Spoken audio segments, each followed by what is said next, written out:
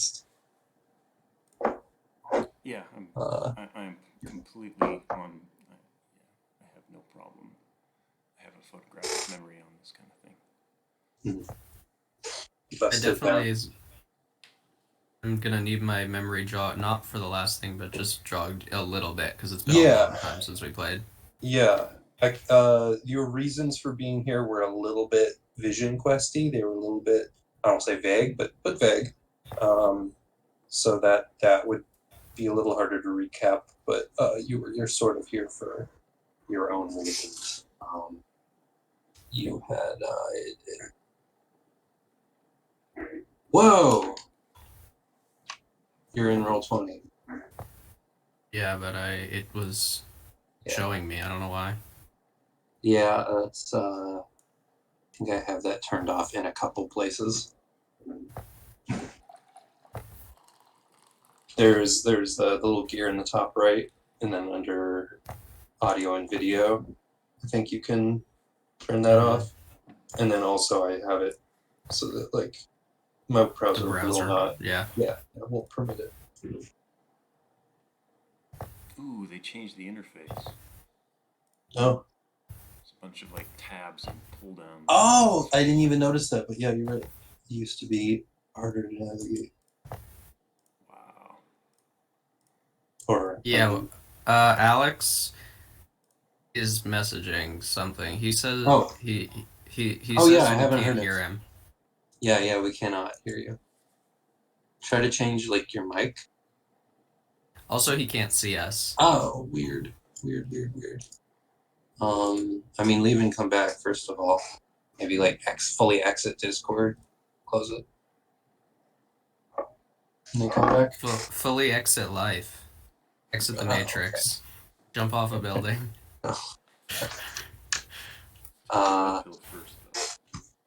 Right.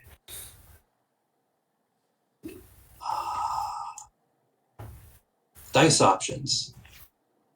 Oh wait, can Alex hear us? Oh.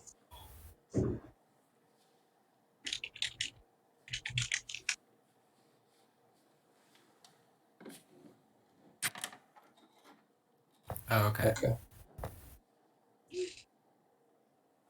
Just realized we left him hanging in the chat. If not.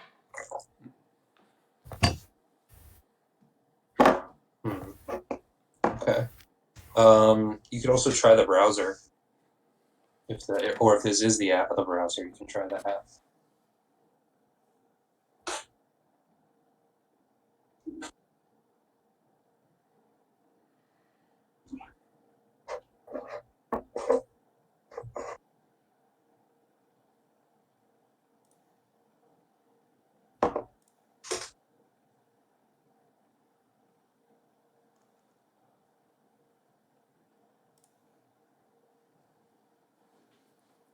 Oh, we never found you a token other than the bush.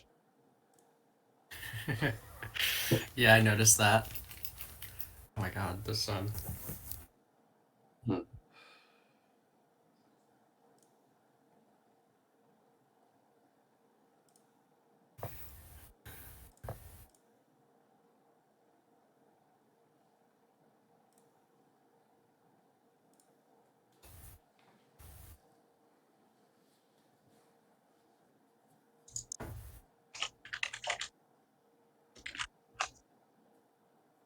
Dude, I turn it down.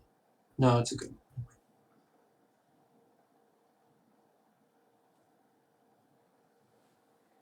Nope, that's not. That's not right. It's like the beginning of an Alice Cooper song or something. Like the bells. I forgot there were bells in it. That's the wrong vibe. Oh, is there something playing? Yes. I just wanted to play something, but. Oh, all right. Me. You should play the brown note.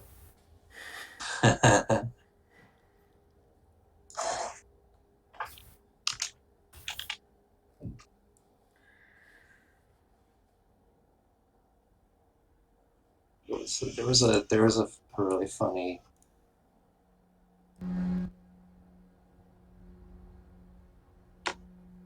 Oh.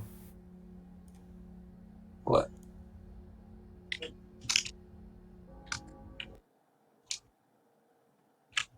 I don't need to make it leave you every time.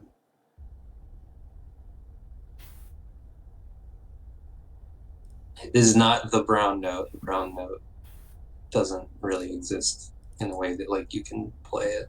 It's like theoretical. Mm-hmm.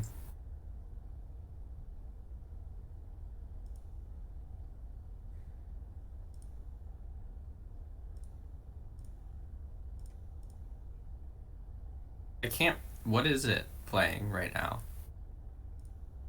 Just white noise? Brown. Yeah, white noise, but like, I guess brown noise is like deeper and maybe a little rougher, a little bit like less even. I think that's maybe the idea. Yeah, it opens up the bottom end on the equalization. Or something. Oh, cool. I didn't know if it was like a technical term or not, or if it was just. It is, yeah. Like a flavor. It all has to do with like the EQ of the thing. Yes, we can hear you. Yeah, we heard that. Okay. That's Can really you see cool. us? I didn't know. I had to switch to my desktop though, so I don't have a camera. Because I knew That's fine. We didn't want to see you anyway. I knew I had a preference between like white noise, brown noise, but I didn't know if that was just like a flavor of white noise, or if it was technically. And there's actually white noise, brown noise, pink noise. I've seen that. I haven't. It's the same sort of thing. They just EQ because white noise is flat EQ. Everything should. Cool. It should just be Too flat. I don't like just I do use a noise machine when I sleep, Yeah. but I don't like straight white noise because it's Try some lifeless.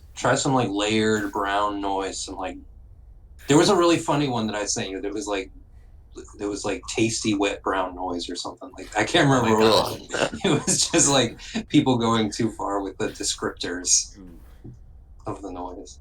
I would be afraid. Like I have a noise machine, which is good because I can trust it. I've used like videos before, and I'm always worried that in the middle of the night it's gonna like scream at me. Yeah. Yeah. All right, let me actually place from the list. I use the setting on my noise machine is like the sound of like a crackling fire. That's what I've gotten used to. Oh. There's a smoother way to do this. Actually, let me try. Let me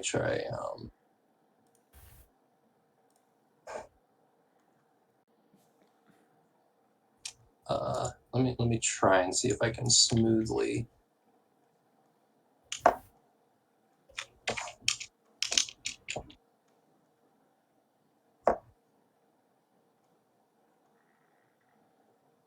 And then what happens if I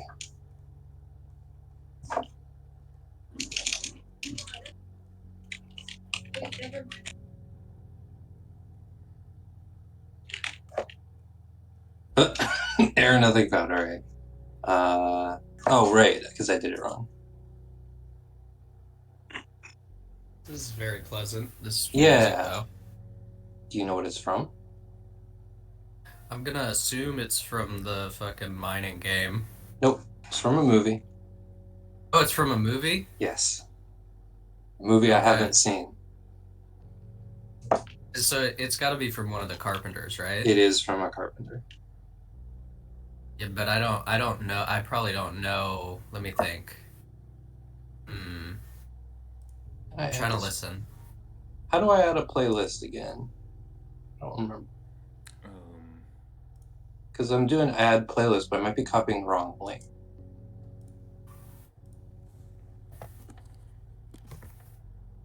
Let me try it again.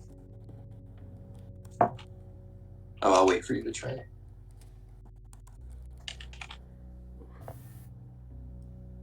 Oh, I'm gonna try it first. So I'm sending. Nope, nothing found.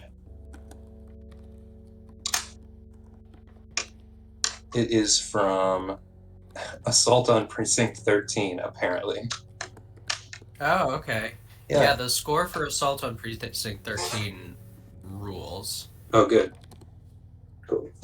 Because I actually wasn't able to find it. I found this, but I wasn't able to find the soundtrack. Main theme. Yeah, the main theme Well, is not I found, this, but it's yeah, I found incredible. that. I found that. I couldn't Oh, find okay. this.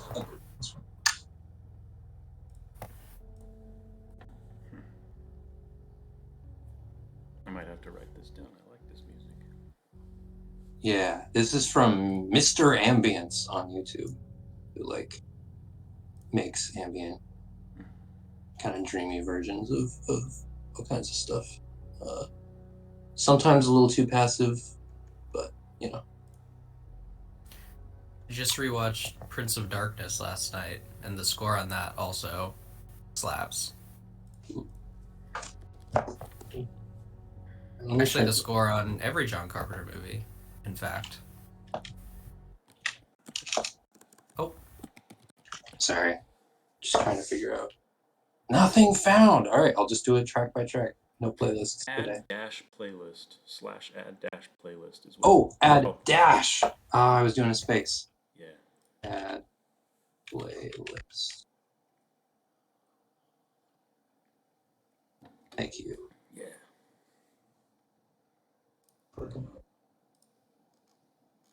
I really wish I could open this web page queue up. The one I sent? Well, no, on the me6.xyz, yeah. it's like Have it in like another tab. exactly. And That'd it's be nice. a whole lot nicer than muddling around Switching between Discord commands. Yeah. All right. Where the heck is Sean? So,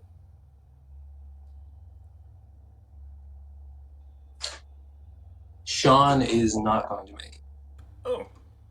Yeah. Did not catch. Are we cool going one down? I feel like with this session, it's not bad. There's gonna be sessions in the future where I want everybody, but for this Yeah, one, I'm fine with it if you guys are. Yeah. Right. I mean, you had said last session you wanted all. Well, the first one, yeah. All 4 players, but. Yeah. All right then. So Naidaadi, Oolon, and Malthar, who's going to be playing pretty passively, I think. Does anybody want to puppet Malthar, or should I? I'm going to be doing a lot. Why don't I hand Malthar to somebody? I would say if you're concerned about Malthar's safety, pretty convenient that they happen to be an archer, so you can always stay back and support fire. That would actually that would be very if the character we were like, yeah, okay, your character died. Yeah. With the group that I'm also running this campaign with, they never played D&D before, and we had an absence, and I took a risk, but I thought it would be fun to like expose them to this kind of like meta gaming kind of stuff. I had one of the absent player I was puppeting, and I had them like hold off the enemies to like let them escape to another room, and I whispered I said to them all, "He's gonna be fine." But they went along with it, and I feel like it was still dramatic while allowing them to not worry about the absent player. Cool. Yeah. And then the absent player got a very gentle hero's welcome when they got. It's nice. Yeah. Anyway, you were listening at the door. You were trying to peek through the door at the same time, and somebody rolled a natural 1. It wasn't Jeb. I think it was Malthar. Yeah, I think it was the stealthiest person that. Yeah, Malthar rolled a natural 1. So the way I interpreted that was everyone was leaning pretty far forward, and then Jeb tried to squeeze in, and everyone sort of tumbled in. So let me close that window. So you've tumbled in. Malthar is prone. this little kobold here who was snoring and gently sobbing, wrapped in a blanket, sitting outside of. Yeah. You're saying like this. We're not seeing like a map or anything, or at least I'm not. There you go. Yeah. Thank you.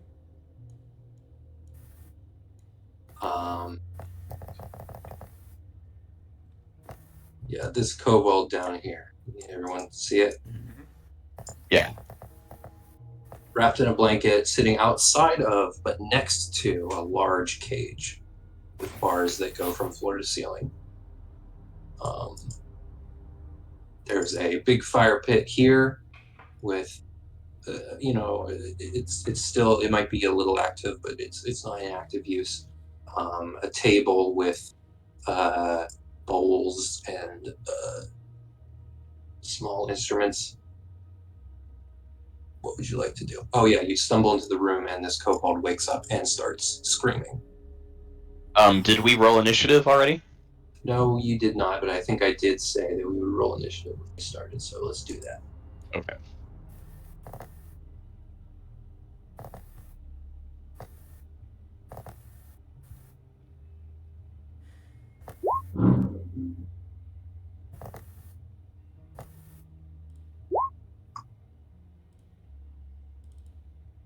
Wait, why do I already have a turn order? Did I not clean it out? Oh yeah, because the methods are still in here. Yeah, let's get rid of that. You can edit your own initiative, I think, right? Oh, I can. Yeah. All right. Oh yeah. So who should I? Oh, cool. Who wants me? Do I have a volunteer? Daniel. Sorry for. Okay. Yeah. All right. Daniel, I'm gonna give you Malthar. Okay. What does Malthar do? I would say probably the easiest thing would be to just sort of play like support fire, be an archer. All right. But if you want to get more creative, Yeah. I just have to remember what this character actually was like. I'm giving you control. There you go. Malthar Longshank.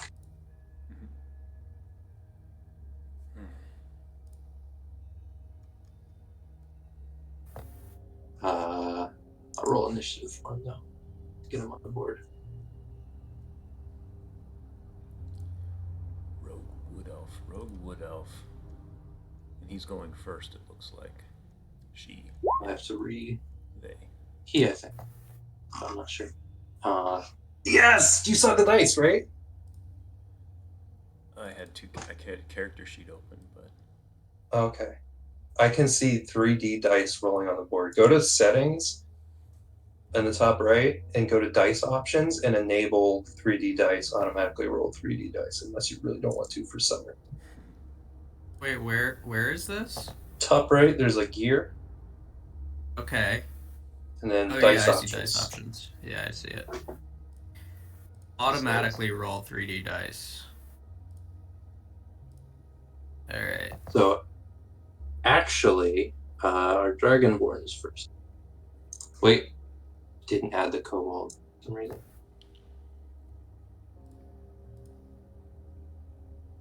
Oh god.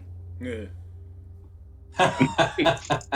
Well, that works. I'm going to say their action is screaming really loud, and we'll call it a dodge action. Okie dokie.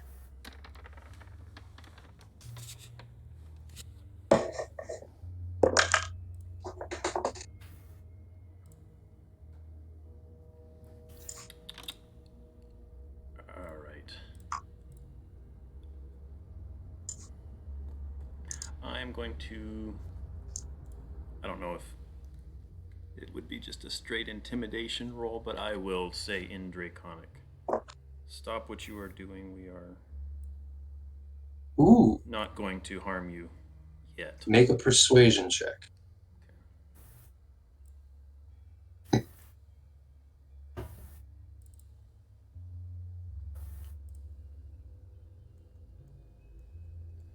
Something I am not too good at. Oh, I saw that. Yeah, that's cool. Oof. Yeah. We'll get to that, I guess. So that's I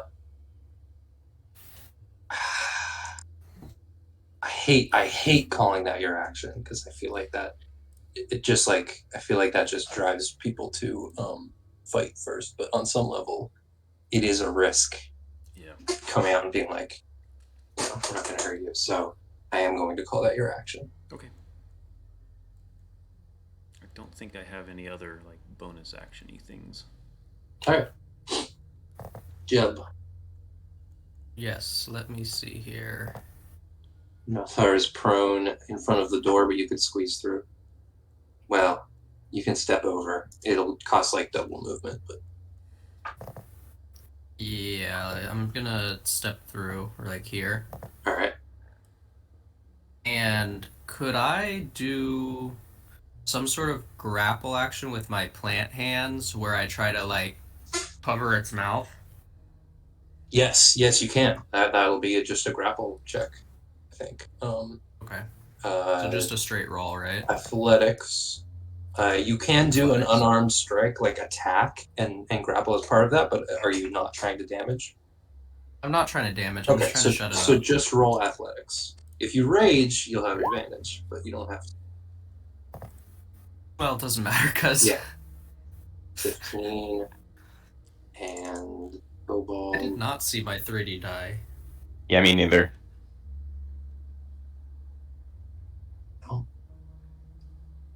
Oh yeah. Oh, you didn't see your 3D die? Oh, you wouldn't see mine either because they're all whispered. So actually, the kobold, with a natural 20, dives out of your grasp and is going to, I think, move into the cage, like slip through the bars because the bars are far enough apart that they can squeeze through.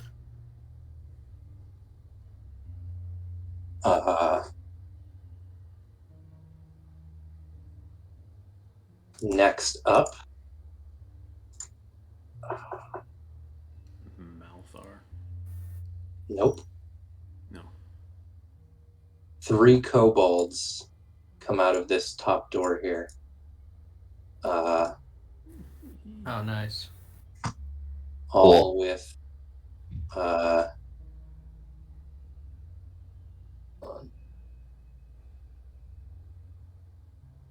two with long knives, one already spinning a sling. They come out and we've got pretty decent passive insight in the group. Malthar's the best, but I'm going to be ignoring that one.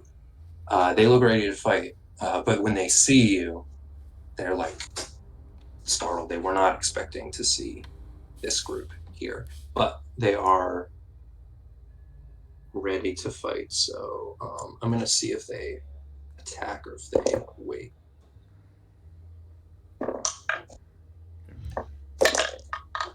No, they are all. They all come out, and instead of attacking immediately, they go into a sort of formation, playing around the little fire pit here. This one backs up and spins the sling, ready to throw. These two are edging forward, ready to attack. You hear more commotion off in this direction.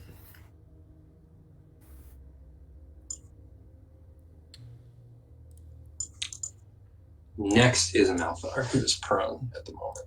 So Malthar can use half their movement to get up. Okay. Can you give me control of his token? Oh, I thought I did. Sorry. You're good. It should give you control based on you. Have you tried? Yeah, I'm clicking on it. It's not giving me the hitbox, so I'm just. I got You his have- character sheet. But... Yeah.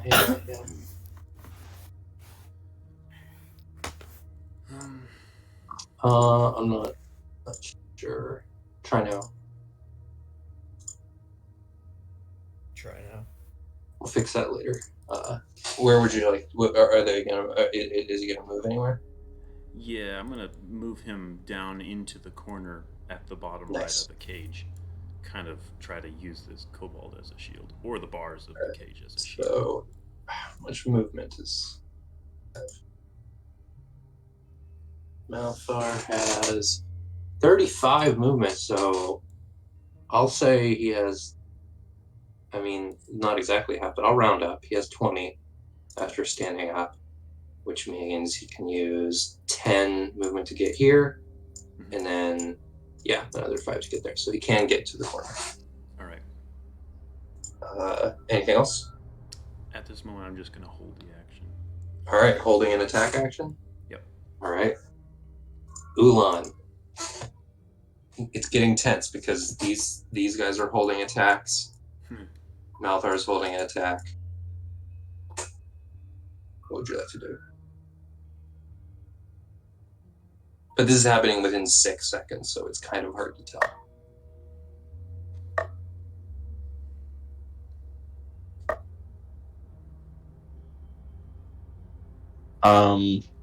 Are we still trying to like fight them? Or are we gonna try to like not fight? I'm of the mind that we can. I feel like at this point. I mean, to some extent, it's up to you to decide, right? I mean, you're not sure. It might be going to fight, and then your hesitation will be kind of a wasted action, but you might also initiate the fight, so it's kind of up to each of you. At this point, I think I'm just going to initiate the fight. All right.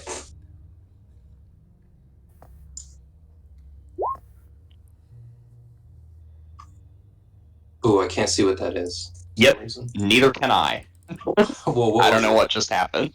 It was produce flame. Yeah, it's not showing a thing. Weird. Okay. It got stuck in the 3D realm.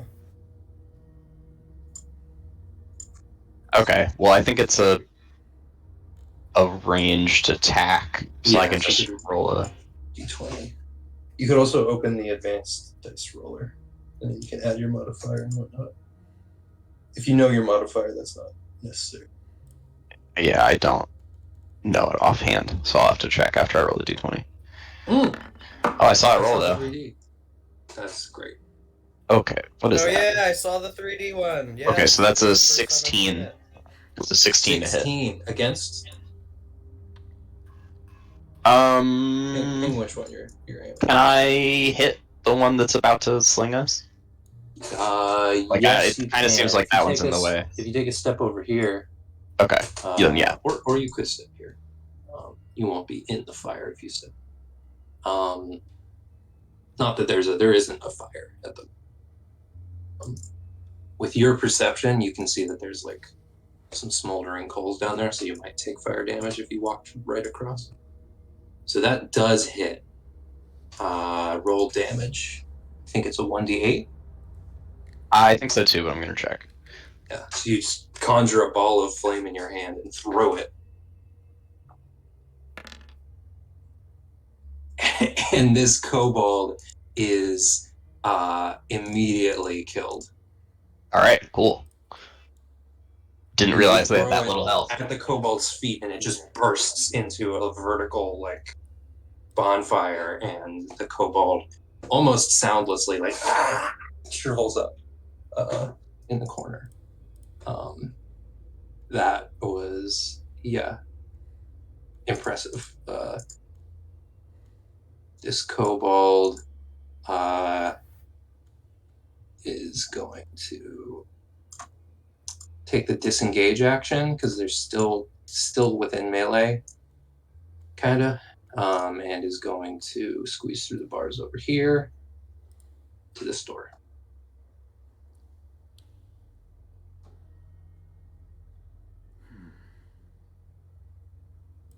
Naidaadi. What is he doing? Oh gosh. So this kobold's incinerated. And you can immediately see that once that kobold goes up, the other ones are in danger of like losing morale. Like that was a that was a blow to, like, that was a really strong opening. Okay.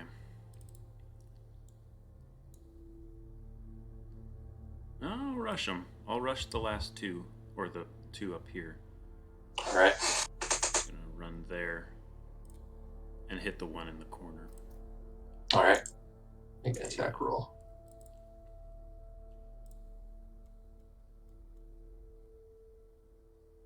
Short sword.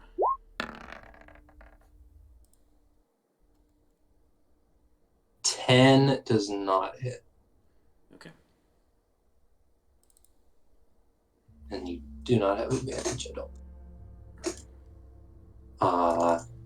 But yeah, you rush forward and swing, and I'm gonna roll. Well, I'll do that on their turn.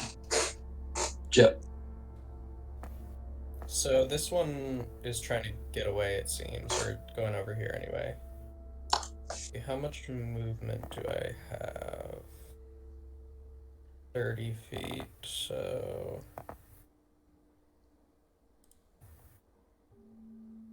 And you could actually get into the cage from this side. There's like a part where it's broken open, but you would not be able to get through on the other side. Right. Well, that's fine. I don't need to... Alright, I'm gonna move over with this other one, like, here. Mm-hmm. And...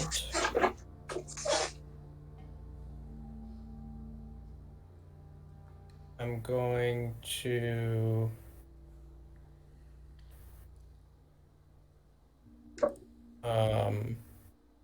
I guess I'll just get out my great axe and use that on it, but I need to get closer.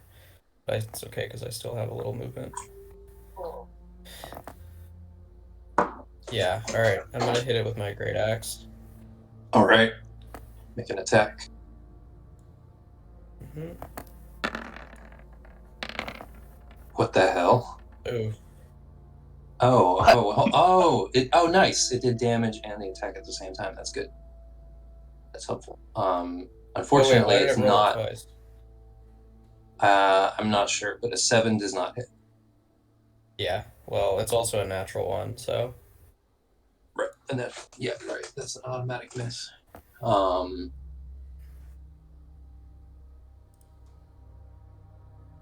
Next up.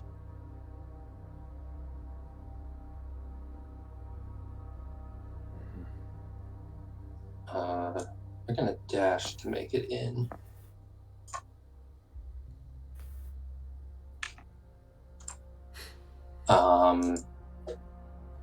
I can't see what happened over here. But I am going to roll for...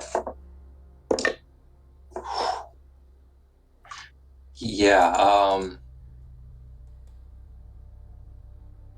these two are going to disengage and flee in terror.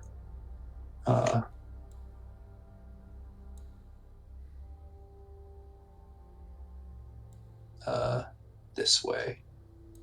They're small, so I'm going to let them skirt by without... they're disengaging.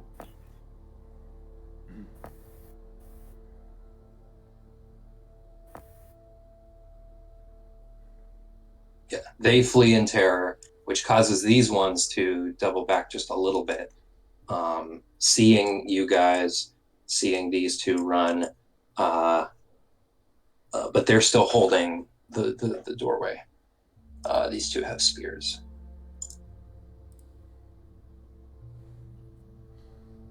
Malthar. Malthar. What is my throwing distance? I'm just thinking about something. If I can sneak up behind what looks like this table and dropping to one knee, I'm going to roll a handful of these ball bearings that I happen to be carrying with me. Nice. Toward that doorway. Over here? Yeah. All right. So tell me, ball bearings, how much area do they cover? I think you have to move over here too. Yeah. I think you need to be a little closer. Yeah, and I was was going to try to like, Right. yeah, to that general. You area. could, at half movement, I would allow you to squeeze through here. Okay. Without stepping on the coals. Okay, that works. All right.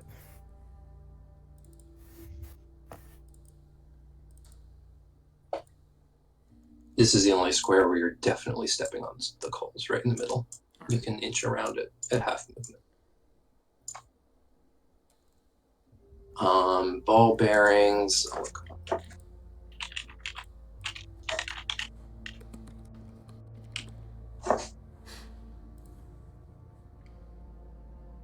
Any action you spill tiny metal 10 feet on a side. Not bad. Perfect. So you could get these kobolds in it, and then Yep, that looks good to All me. right. That. I'll draw you a little square. All right.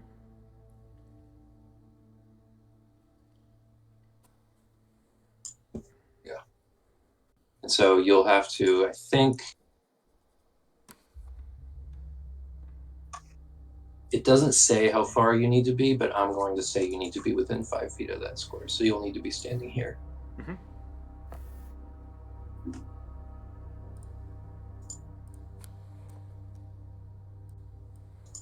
Wait, oh, is this Malthar or is this? This is Malthar. Naidaadi? Yes, this is Malthar. Oh, okay. Can Malthar get there? Oh, I forgot you can't move Malthar. Malthar can get here. He'll be within melee, Yeah. but he can get there. He can get there. Yep, that's fine. Perfect. Is he a scout? Well, he's level 1, so he's He is nothing. a rogue. Yeah. I think he was thinking scout, but that'll be level 3. Okay. Scouts at level 3 get a thing where at the end of their turn they can back up some more. They can they get a little extra movement. Ah, cool. Without opportunity attacks. Oolon.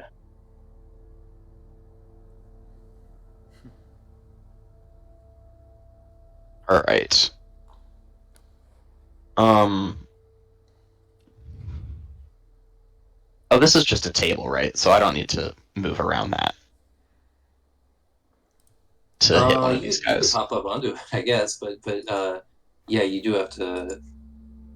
You're gonna go half move unless you make like an athletics check to do like a cool slide over it. You're gonna have to use half movement to step around the coals here, Okay. Well, I don't want to do that either. or to walk. I think I can. Table. You could also walk across the table without an athletics check, but it'll still be half movement. Yeah, I'm sure that I can hit them from here anyway, so I don't really need to move. All right.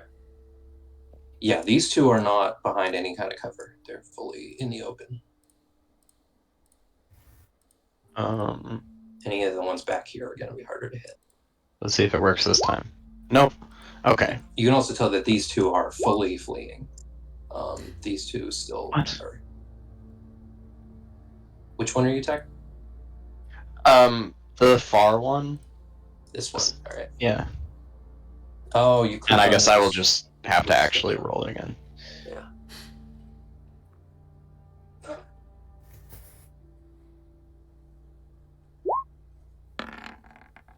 Ooh, that's a hit. See another one shot. Fucking shit. Oh, Yeah. nice. So you, just like in another really dramatic, you throw a ball of fire at the feet of this kobold, and it erupts into flames, and falls back in here in the corner. Yeah, these kobolds, you know, they are going to retreat, for sure. Mm. This is the hard thing when I'm playing a game like this is Yeah. I always feel like a dick killing them when they're retreating, but I'm also afraid that they're gonna go like rendezvous with more and come back and kill me. Yeah. Right. It's tough.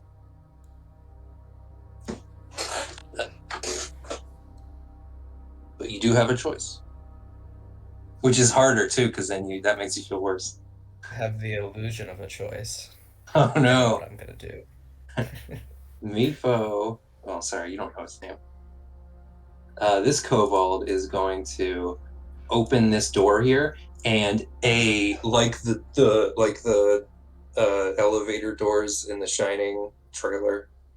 Rats pour out of this door. Meepo's gonna go prone. That seems like the wrong thing to do, but okay. A swarm of rats just run over the kobold.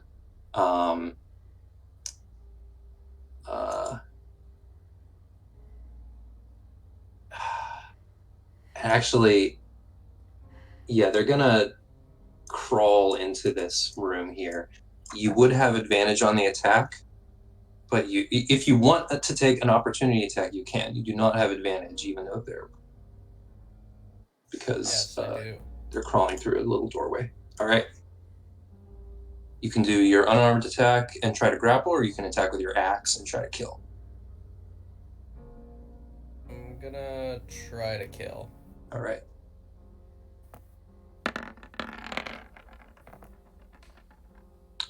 Yes. Yeah, you bisect this kobold. And there are rats running up your axe, running up your arm as you do. Cool. Put this right here. You are engulfed by rats.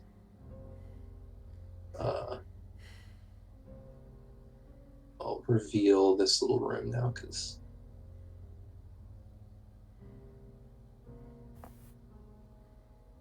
Well, at the same time, the rats are also engulfed by bush. Right. Which is insane. I see a tangle. Yeah, it's pretty insane. If you glance over here, it's hard to tell what's happening.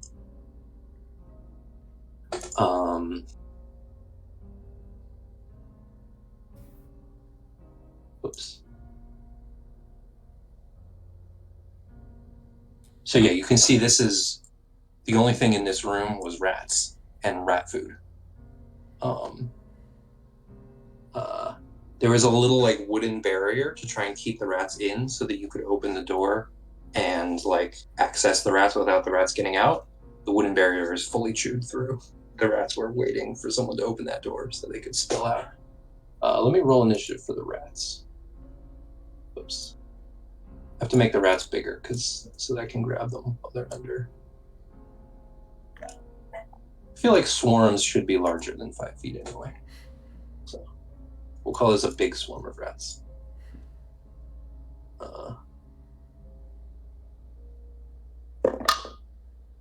Ooh! That's a... Where's the turn order? There it is.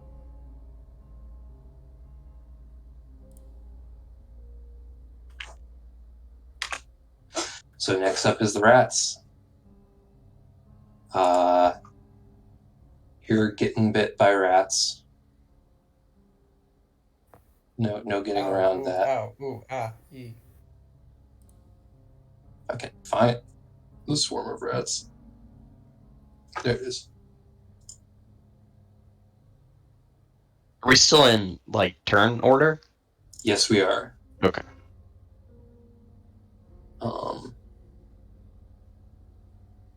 So you take...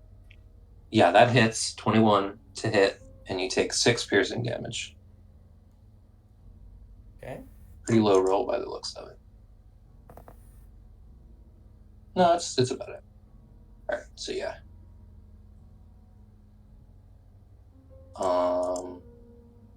Next is Dragonborn. Dragonborn. From here, I think taking a shot at this soon-to-be retreating kobold that's inside the room is my best. Oh, right. This one I forgot to... Oh, then I'll aim for this one that's by Malthar. All right.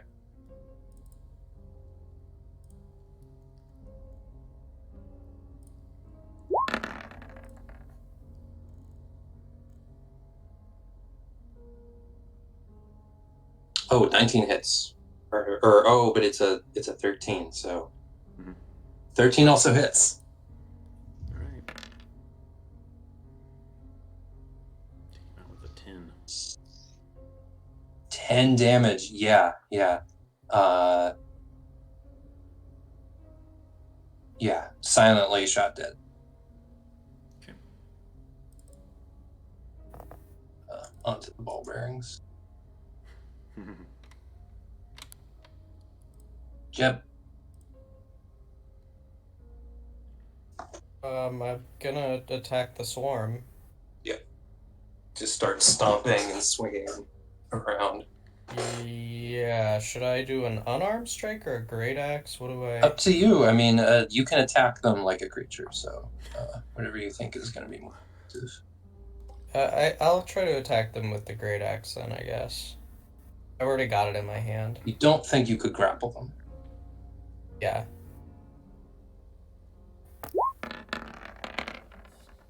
God damn it! What is with this? The panic.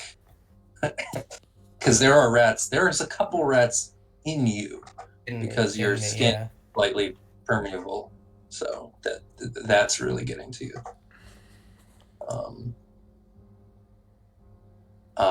Any movement? I guess I'll try to move out of here, like all right, over here. Nice. So the interesting thing about these, and you wouldn't have known this, well, they have a reach of 0, which means if you step out of them, that's when you get the opportunity attack, not when you step away from them. So they're going to get an opportunity attack. Fine. 14? 14 is my armor class.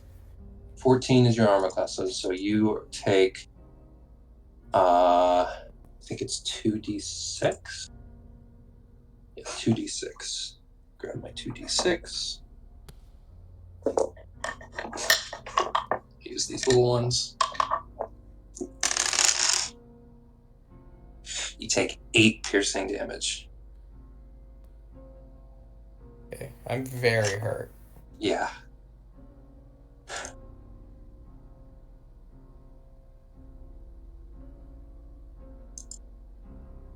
Yeah, they started eating through your thick, viney skin way quicker than you thought they would. Next, these 3 kobolds are going to flee together north and out of sight.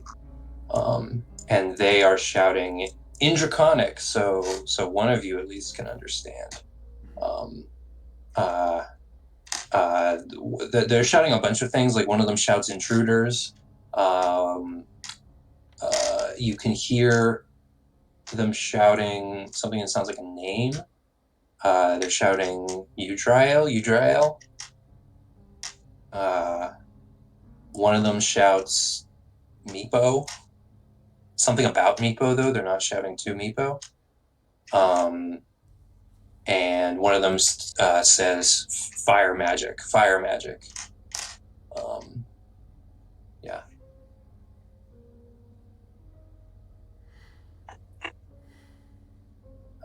Yeah, there's a lot of commotion.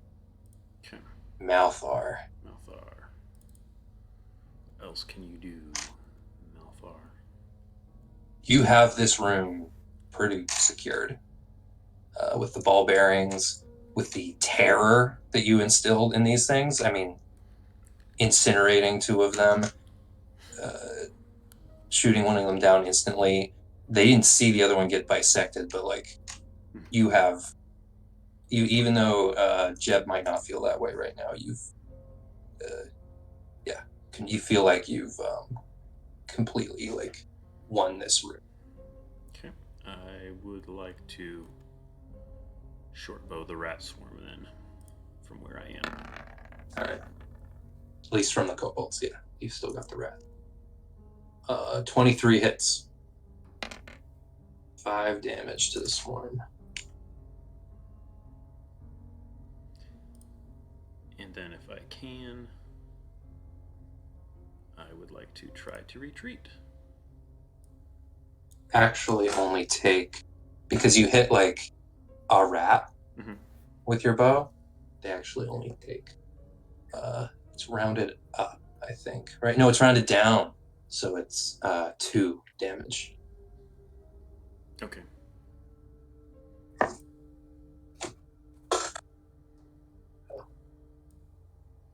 Oolon.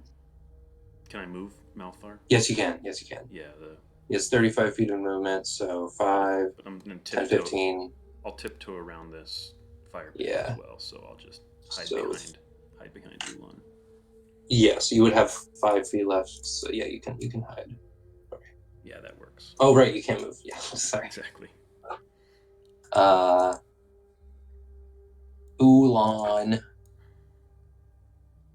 Gonna stand on top of the table. All right. Which no athletics necessary unless you're trying to save movement. No, I feel like is not going to protect me from the rats, but we'll see, I guess. Okay. And then I'm going to throw another ball of fire at the rats. All right. 17 hits. They're real easy to hit. Oh boy. Okay. Ooh, they take that full 1 point though. They do not resist fire damage. So you stand up on the table and throw it, and then you wobble a little bit right before the throw, and catch some of the ones in the back here.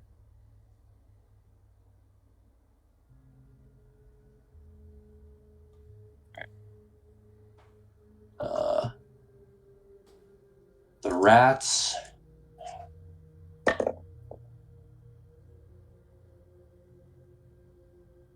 The rats are going to move this way.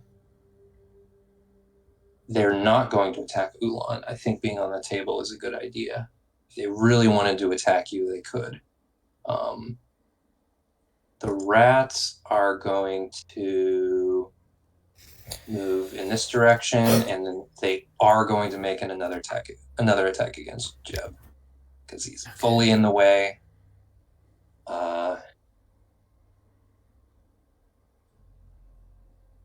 So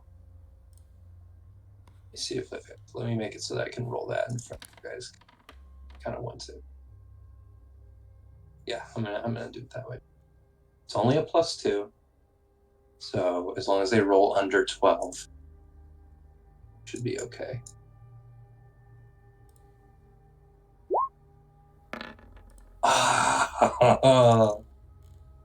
So that's 2d6. You have 2 health?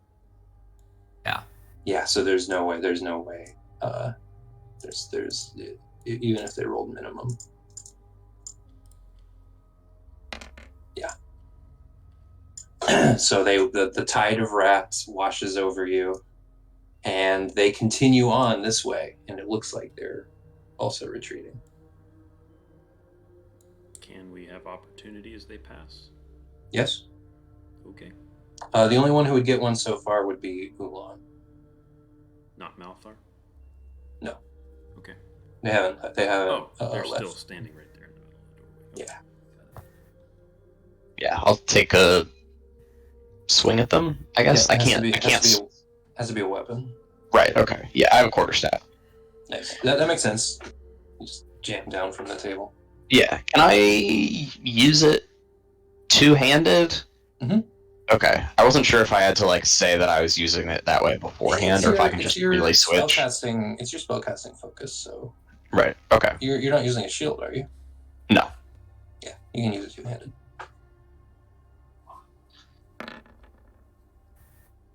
Uh, 10 hits, because it's a swarm of rats. Nice. I'm going to say they don't resist bludgeoning damage. I think they technically do, but that doesn't make sense to me. So you just start mashing rats as they run past.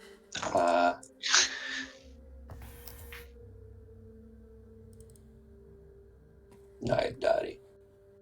Mm-hmm. I'm going to take a shot over Malthar's shoulder. Just a simple Ranged. Yeah.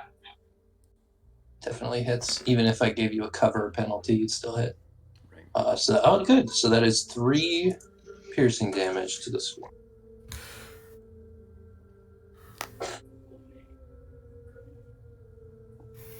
Jeb, roll a death saving throw. Mm-hmm.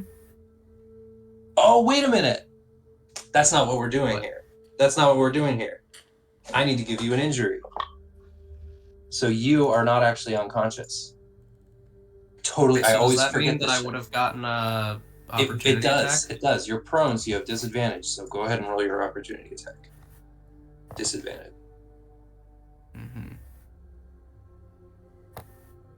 Let me open the dropping to 0 hit points. Well, I'm rolling a lot of natural ones today. Yeah. Not a good day for Jeb so far. No, I don't know. You got an instant kill. You're doing all right. No, I didn't. You did. That was the first damage against the kobold down here. Oh, well, yeah. And Not then the. immediately died.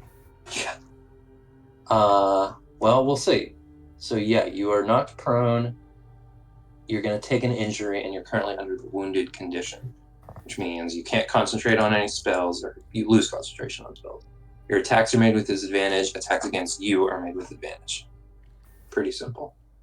Injury might be a little bit more. So let me see. I think I have an idea, but I just want to make sure that it's represented here somewhere.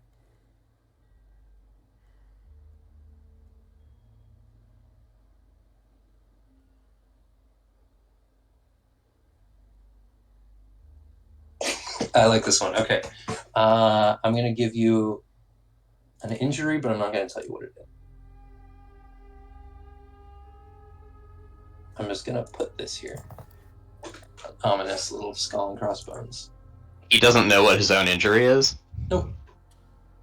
Okay. I mean, you feel injured. You need help. You need healing. You need rest. You think your leg is broken, but you just don't know for sure. Right. You feel like something is you feel injured, but like you haven't taken stock yet. Mm-hmm. Okay. So it's not like forever a mystery. He can like. No, he'll be able to. If he doesn't find out, he'll find out. Right. Okay. He's gonna find out. All right. I'm gonna say I'm not gonna fully close initiative, but what would you like to do as a group now? You have an opportunity here. Jeb, you're not making death saving throws. You're okay right now. You can stand up. The way that this will work is every time you take a hit, you're going to. If Malthar wants to take an opportunity attack against the rats, he can. Yep. I'm gonna just They are dispersing after dagger his attack or turn. something. No, I'm gonna do short sword. All right. Seems more appropriate. 23 hits. Nice. It's 4 slashing damage. They are below half health now. If they were still attacking, they would deal less damage.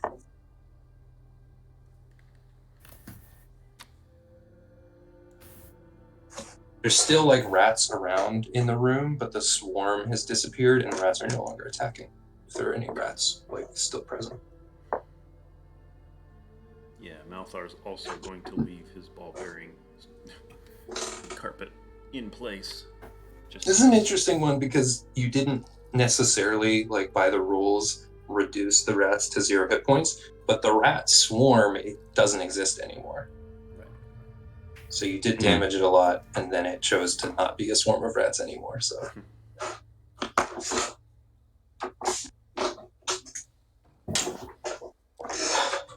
So you hear kobolds shouting and mustering and like doing something over here in this direction. You can't make out any phrases at the moment. Or Naidaadi can't, because I think he's the only one who speaks Draconic. I might speak Draconic, actually. I picked a bunch of check on random that. languages. Check on. But what would you like to do? Can we see down the Well- hallway? Yeah, I'll give you full vision down the hallway. It's dimly lit, so I'll let you see down the hallway. Does anybody have any healing stuff? Let me see if I do. I have an herbalism kit. Don't have. Yeah, does anybody have healing stuff? Look. No. You can also I'm make a medicine proficient with check. herbalism kits.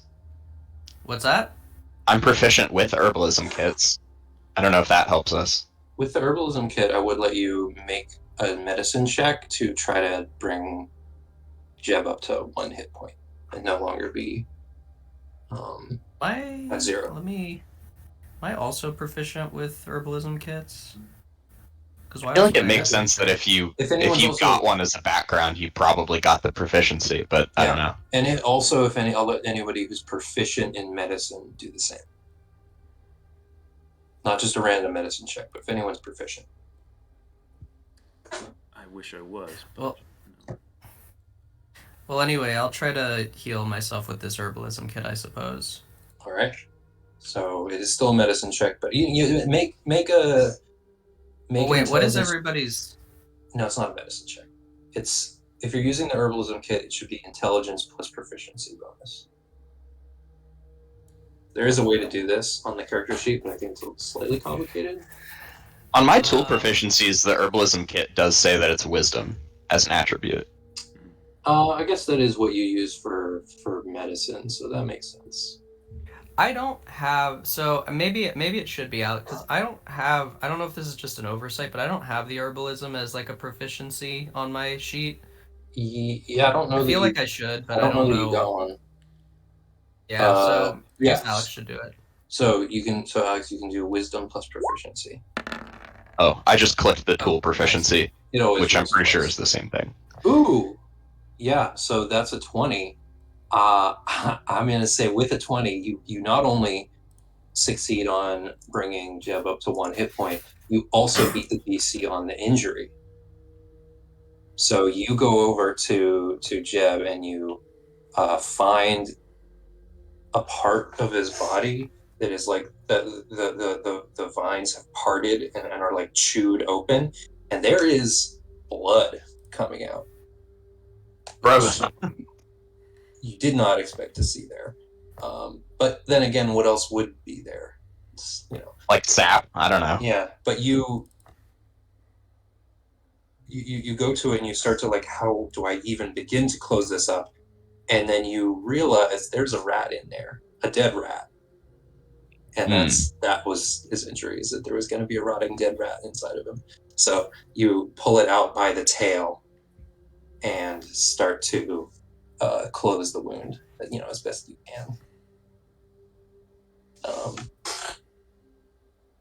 I chose festering wound, which doesn't take place immediately. But the festering wound was that there was a rat in there. That's cool. That's good. Thank you. I mean, it's not good. It's horrible, but So yeah, Jeb's at 1 hit point, no longer wounded or injured. But still, all these keywords are tough because you are both wounded and injured because you're at 1 hit point, but you don't have either of those conditions. I'm wondering if can we craft or come up with some sort of like pruning sealer, sort of a bandage or something. You think a healing potion would work? Okay. Especially seeing what looks like blood. Not a lot of None it. of us have healing potions, right? Can we loot Not that I know corpses of. to try to find one? Make that's a good investigation checks. I'll allow any two of you to make an investigation check. My investigation is 0. I have a -1. Oh, so I guess it's me and. I've got Okay. Naidaadi is good investigation. 9, 16. Let me see what they have. Oh shit! I don't have my cheat sheet for the whole campaign. now. This is room 15.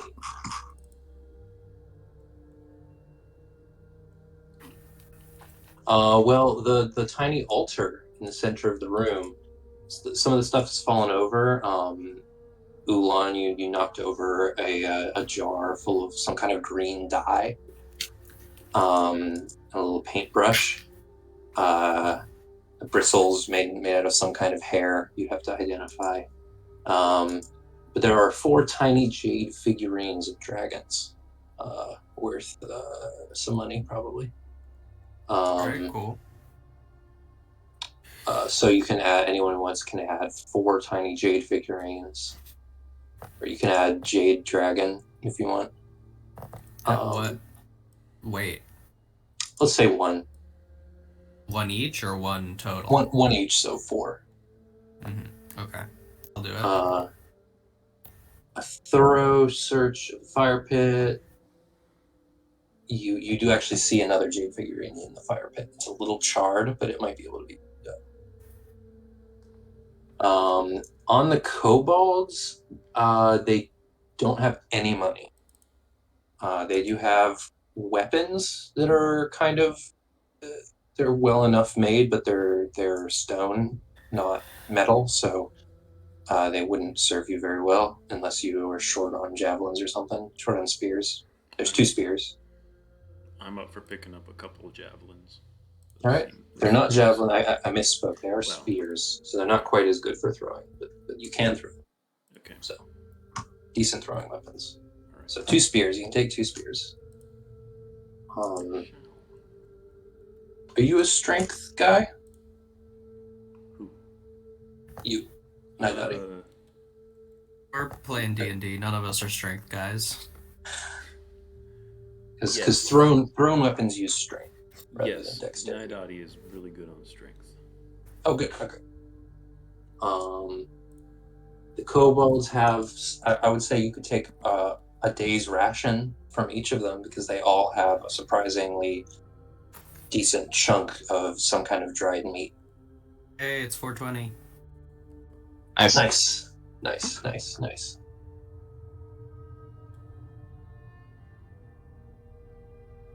But most pressingly, nobody has healing potions. Nobody has healing potions. Right. All right.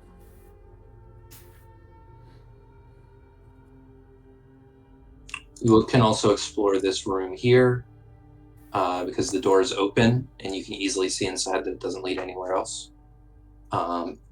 In here, let me see. Susan, here.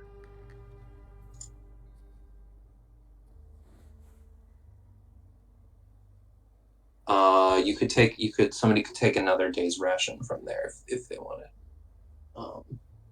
So you could stock up on rations, but you're unsure of the quality. They are some kind of dried meat. So that's up to you.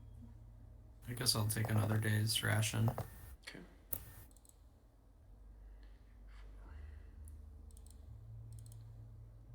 Okay. This room is disgusting and seemingly empty. The rat room. Oh, yeah. The cage is pretty empty. The bars are very cold. Colder than you expected.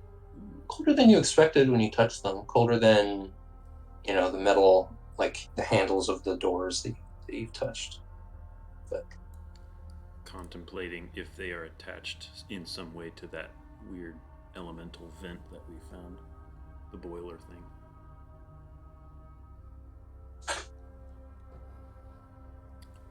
But I'm not sure. that's all you see. Okay. What's behind this door? Up in the top right. Yes. Behind this door is locked. Can Malthar try to pick that lock? Yes, he can. It looks like a pretty simple lock. A large kind of standard lock that you've seen on a couple doors in this place. So All right. you make a thieves tools check. How do I do that? That's my question. You should be able to click on them. Do you have Did you pick expertise in there, or do you not get that yet? He's put it in tool proficiencies and custom skills, so I can pick an attribute to apply to it, but I'm not sure which one that is. What are you talking about? If I click on Thieves Tools in tool proficiency. Oh, dexterity. Okay.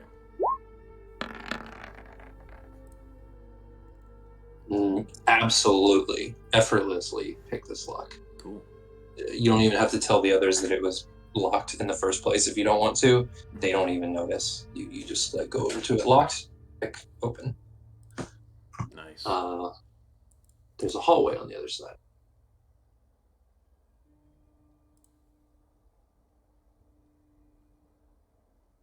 All right. And you do not hear any kobold commotion from that direction. Whereas in this direction, you can definitely hear lots more stuff happening. What would you like to do? If Malthar could walk down there. Walk down this way? No, this way, down the hallway he just opened up. All right, make a stealth check for Malthar, if Malthar's like scouting. Yep.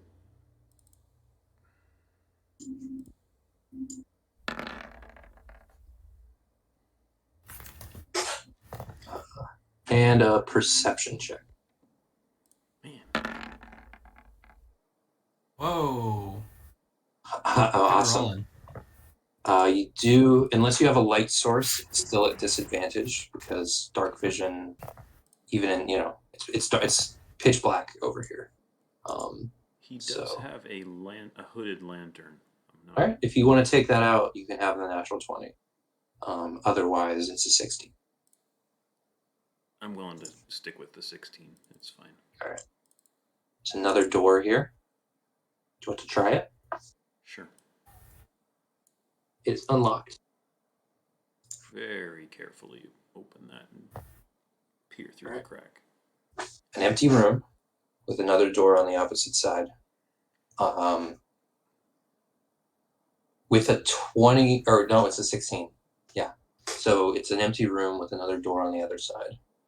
Mm-hmm. Similar door. If it's locked, it's another simple lock. Okay, we'll try to. Let's try to pick it. I'm kind of on a roll here. All right. Door's unlocked. Oh. But a really good thieves tools check either way. If that door was locked, it would be unlocked. Oh, okay. Phrase that in a confusing way. Yeah, I twist the little hook thing and it just spins freely. Oh, right. Whatever. I mean, that does happen sometimes. I'll put the key in the lock, turn it, and it turns really easily, and I realize, oh, it was unlocked. My reveal tool is so frustrating. Oh my god. It just doesn't want to be a reveal tool. It wants to be a hide tool. Can't convince it to actually reveal things. I have to do the polygon reveal. Use the regular reveal tool.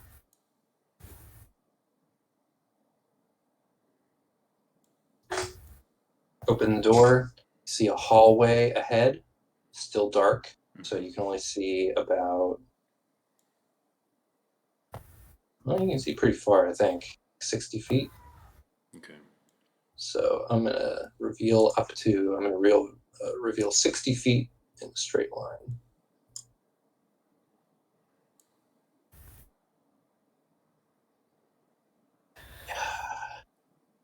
I'll be right back. Yep. Real quick.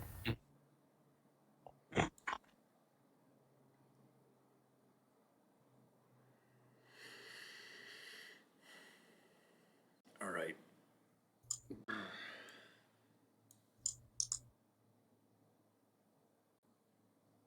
It's complicated enough. I'm going to sidestep the door and hide behind it. All right. What would the rest... You know what? Let's take a short break. I think good timing. Sure. I'm gonna step away for like 10 minutes. Yeah, that works. Okay.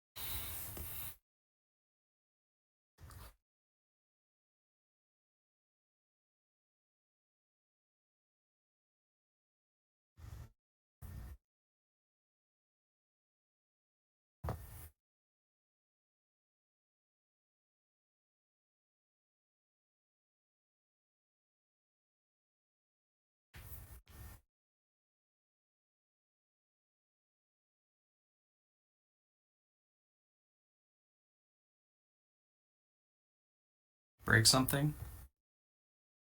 No. I just almost broke something.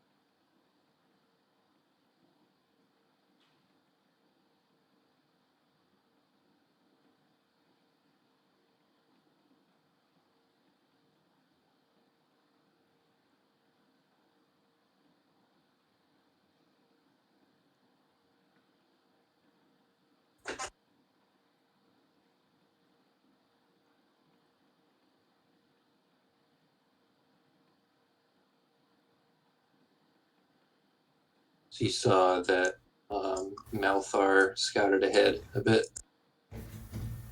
Yeah, I could still hear you while I was away. Oh, right, I forgot about that.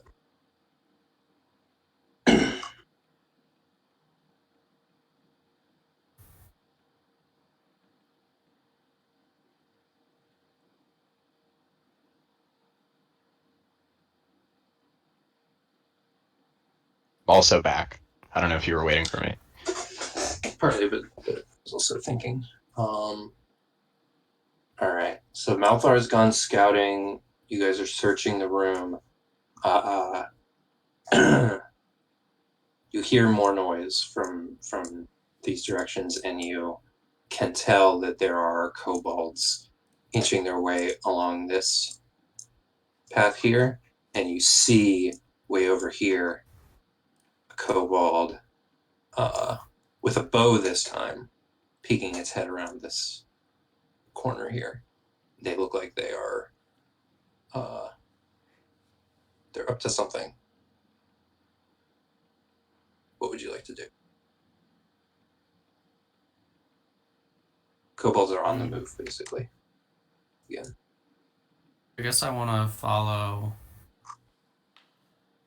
I want to get out of here and follow him. All right. You guys That would following be my Malthar? preference.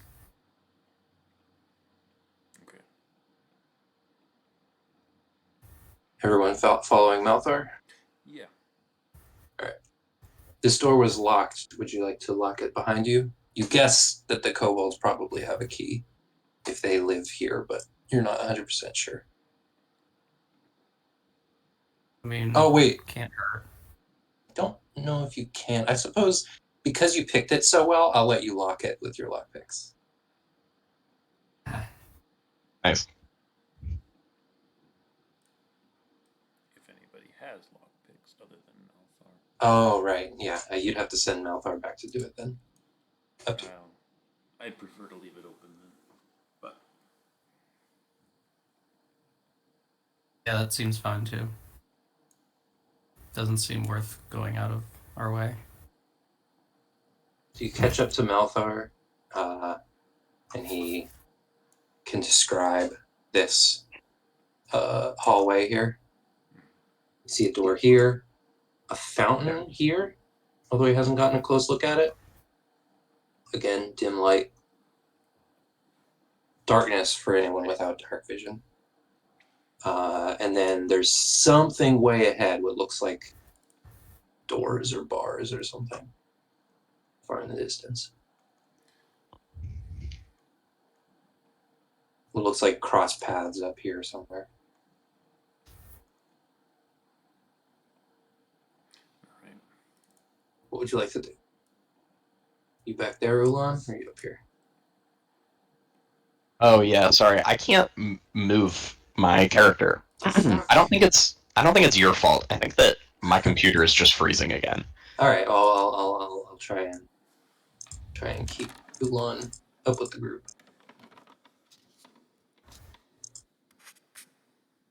What would you like to do?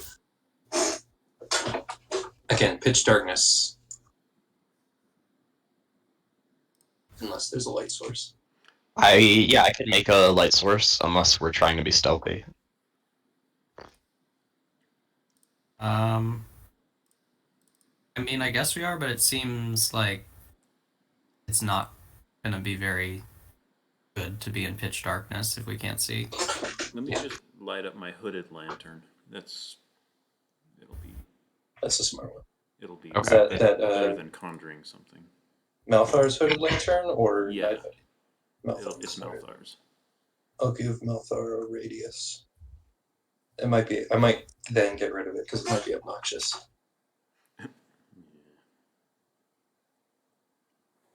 Yeah, that's annoying. And it pretty much takes care of everything. So.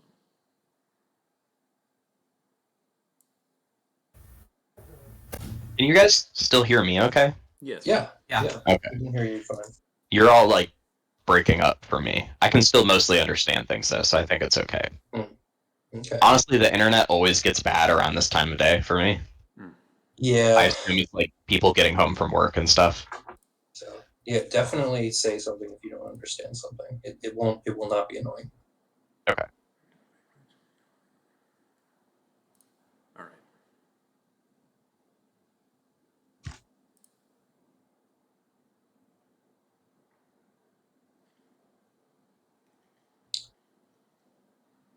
So, what would you like to do? Just continue on cautiously, I suppose, yeah. Right. Do I have a marching order? I can tromp in there. Take the first step.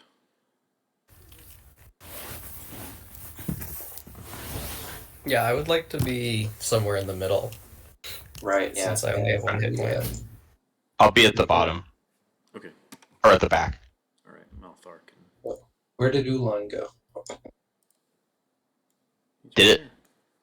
I moved my character. Did it like disappear or something weird? Yeah, I think Oolon disappeared. Oh no. I see it. I don't see it. I'm gonna refresh Roll20. All right. He rolled a natural 20 on stealth. Nice. Yeah, turned invisible to even the GM. Oh, okay. I thought that Naidaadi rolled natural 20. So right. What was even worse is that I thought that you were talking about like an actual natural 20 that Naidaadi rolled, and I was going to make a joke that Oolon rolled a natural 20. The joke. So, the fountain to reopen everything as I refresh. And I can see Oolon again, but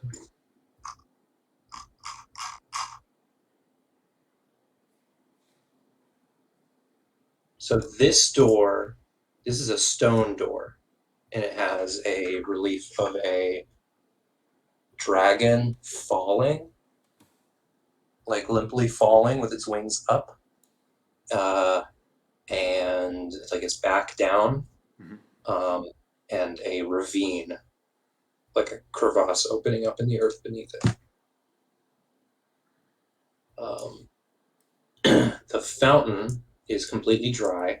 There's dust and bits of stony debris and rubble scattered all over the floor. There's also broken glass so you'll have to walk at half movement or risk taking a little bit of piercing damage. There's like broken bottles all over the place here, different size bottles, vials, wine bottles, a couple of like ceramic jars. There's a couple glass bottles balanced on the rim of the fountain, and a couple broken in the basin of the fountain. The fountain is built into the wall, heavy stone, like a couple feet off the ground. And it's like it's completely off the ground, so you could climb under the fountain. The basin is cracked slightly, and kind of eroded in a weird way. Like there's little pock marks, like water has sort of eroded it over time around the cracks. The faucet is a carving of a diving dragon with an open mouth.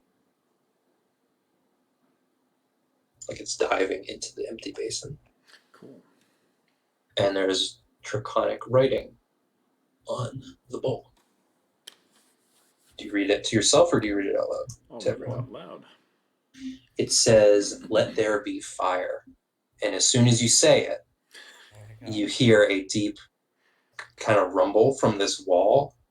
Not like a dramatic, like monster in the distance kind of rumble, but like a plumbing kind of rumble.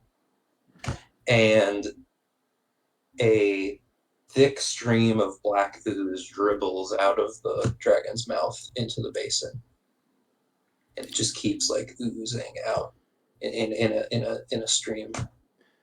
Does it drain off? It starts to settle in the basin, and then it does seem to seep through the cracks in the stone.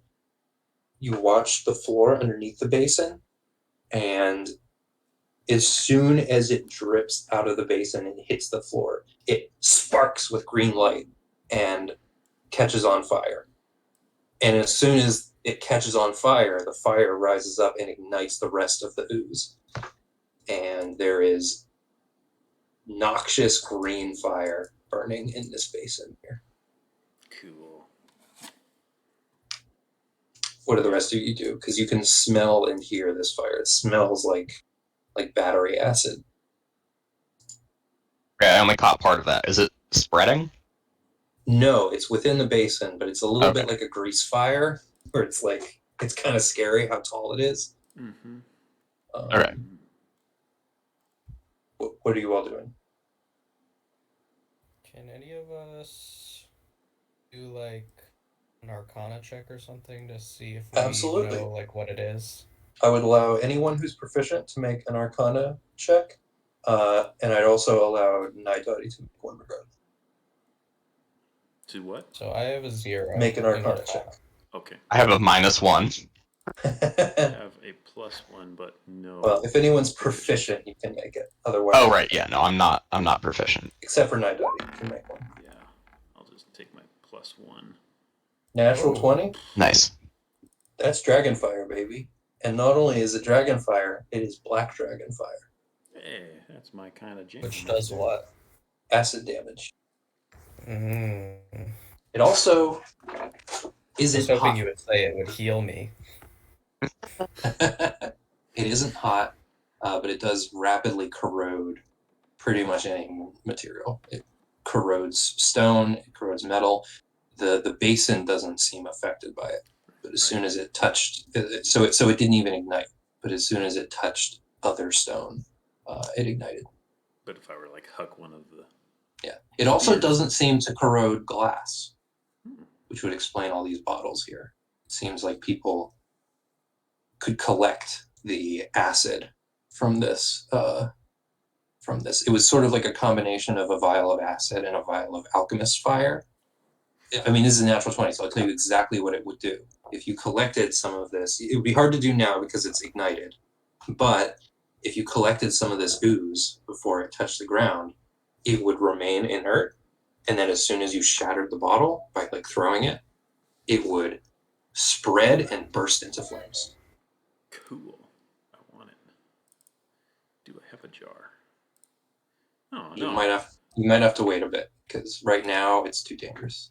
Well, you are resistant to acid damage, so I would actually let you. I would let you take some, and I wouldn't give you any damage right now. Can I recycle one of those bottles that are sitting on the edge there? You can find one that's not broken, Okay.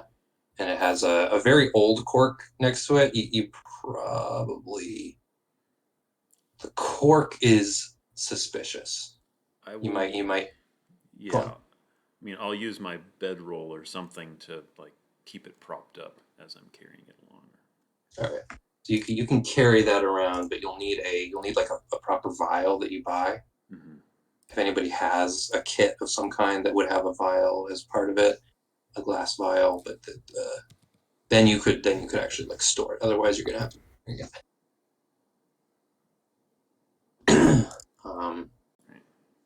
So you have a very volatile open bottle of Dragonfire. But once this fire dies down, you think you could come back and say those words again. Maybe get another bottle. Not sure. It made a pretty gnarly sound. So we think it's pretty old. You're not sure how many more bottles it has in it. Mm-hmm. So you've got this hallway to the north and a door here and openings over here. What do you do?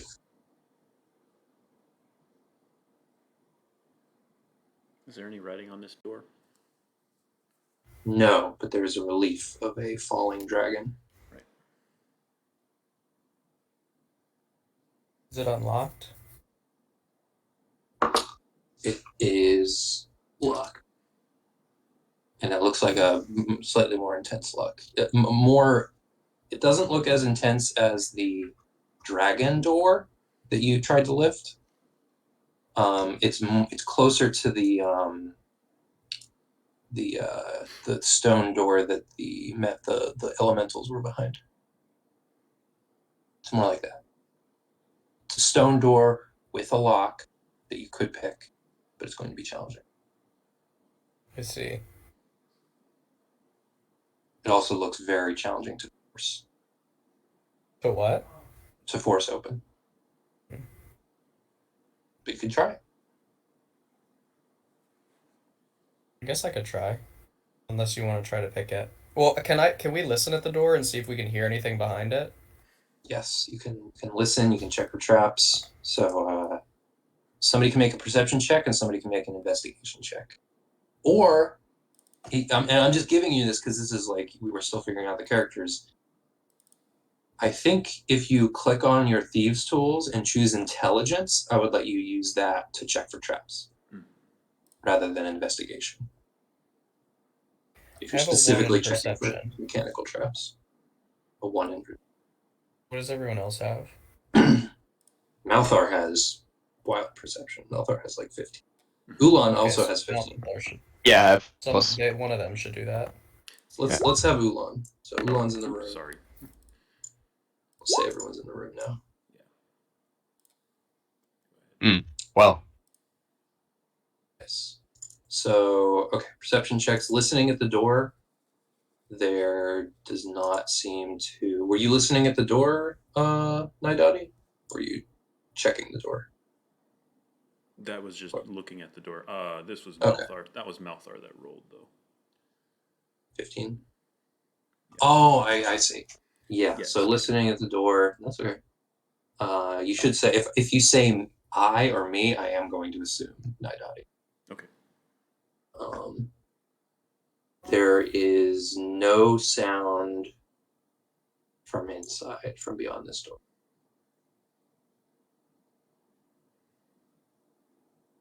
No discernible sound. Not even rats.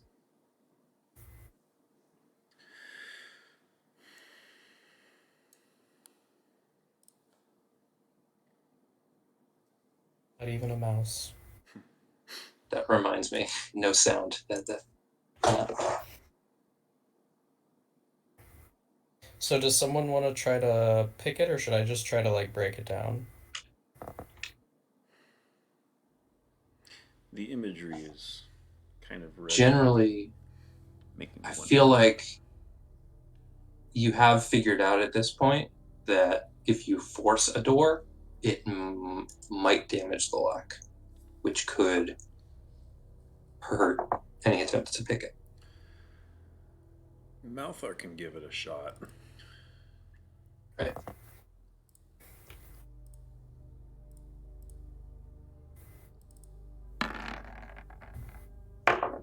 DC 25. Sweet. Oh wow. Very nice. Really, really nice.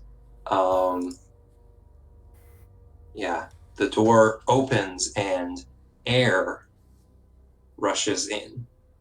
This room What's was it smell sealed. like? No, Stale. not out. It smells like a snail? Stale.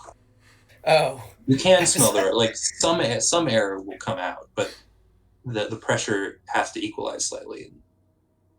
It seems like this room has been sealed for a long time. Okay.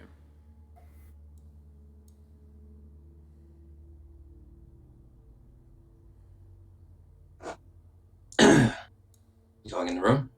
Yeah. I'll pop in there.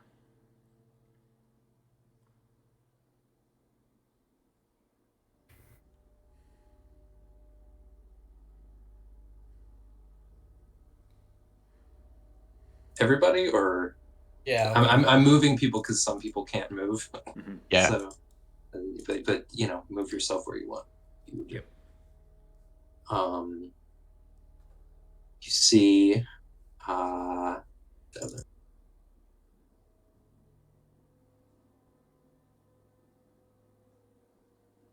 there's some dust in this room.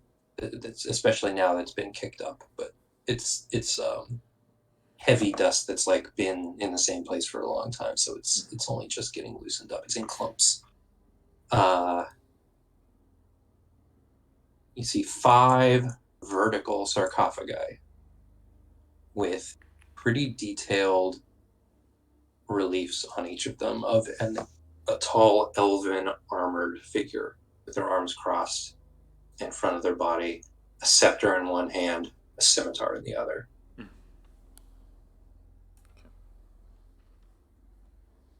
And they have names on them, 5 elven names that I forgot to come up with, and the adventure doesn't tell me. So I'll say there's 5 elven names. Left. Alex Yeah. just left. I mean, I assume he'll be back in a sec. Yeah. Just thinking, should I send him a message? I mean, I assume he knows that he left. Yep. Hey. Yeah, I'm sorry. No, it's fine. It's really weird because sometimes I can hear you guys totally clearly, and then sometimes it just suddenly is very bad. That's rough. Would it help if we turned cameras off? Do you think that would, like, lessen the load? I mean, maybe it would help in the moments where I can't hear you guys well, but like right now, all of your cameras are fine, so it wouldn't make a difference. Okay. Is it, but when it's bad, like, it's a problem, right? Like, you can't hear us. Yeah, but it gets bad instantly. Like, it goes from 0 to 100, so I don't know if the cameras would make a difference anyways. Okay. Do you think you can let us know when that happens? Well, sure, but last time I just immediately crashed. There wasn't even any warning. That helped, too, because then we knew you left. So, did you miss the description, though? Did you get everything? I heard the sarcophagi. Yeah. That was it. 5 elven armored figures with a single elven name on each. The adventure doesn't give me elven names. If you want them, I can come up with them real quick. But okay. On the far end of the room, there is a stone table with a large rectangular mirror, dusty gray mirror. You can't make out any reflections in except for the lit candle standing on this table. There's also a small shiny little figurine of some kind next to the candle.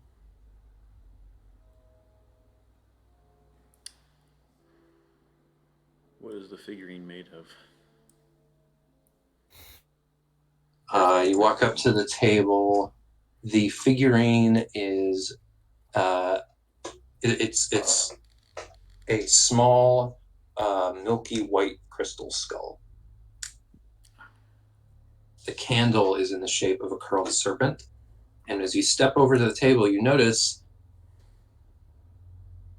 you can't see anything reflected in the. You thought that this mirror was like gray and faded to the point where you couldn't make out a reflection, but you see your reflection clearly. You just don't see anything else in the room. And then the candle blows out. Oh boy. Can I relight it with my tinderbox? You can after you roll initiative. Oh god.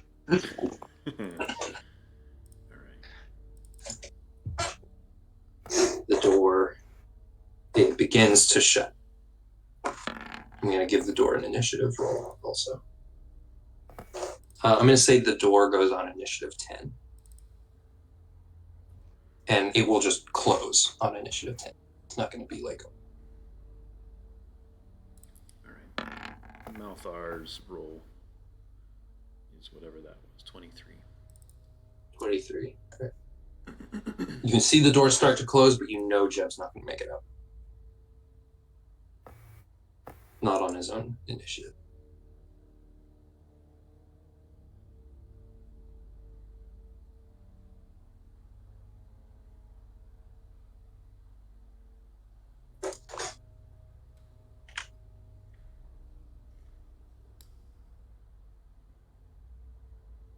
And Jeb, you're still on like 1 hit point? Oh, he's gone again. Yeah, I'm still on 1 hit point. Okay.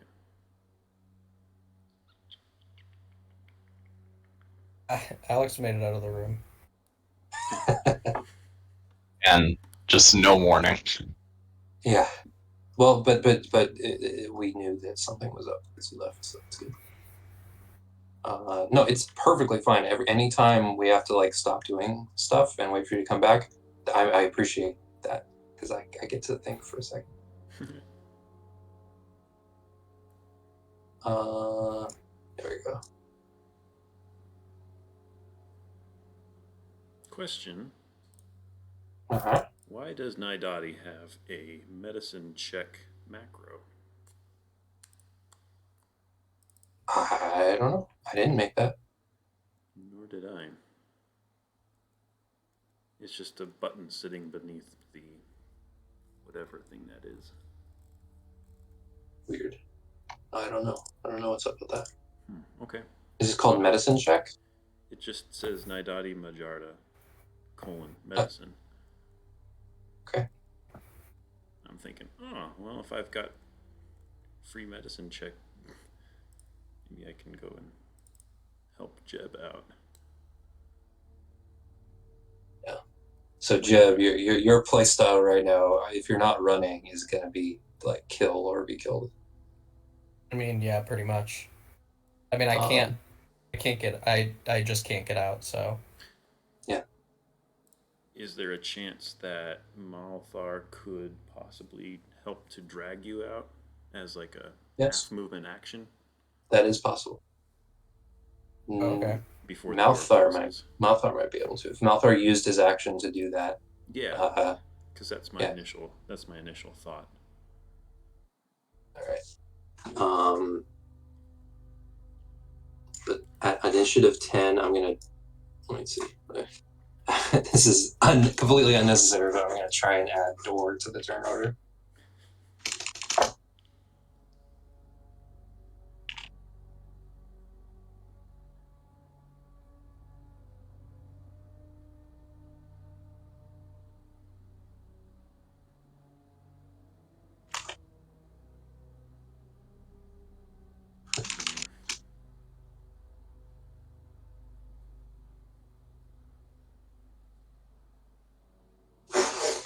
And skeleton.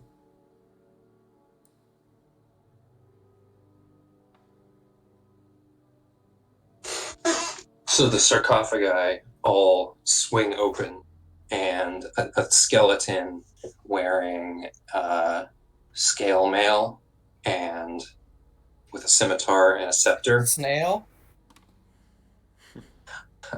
are all standing in their sarcophagi, and dim little candle lights appear in their empty sockets.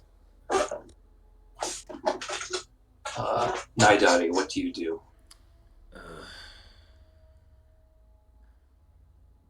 What happens if I relight this candle that's on the table? No way of knowing.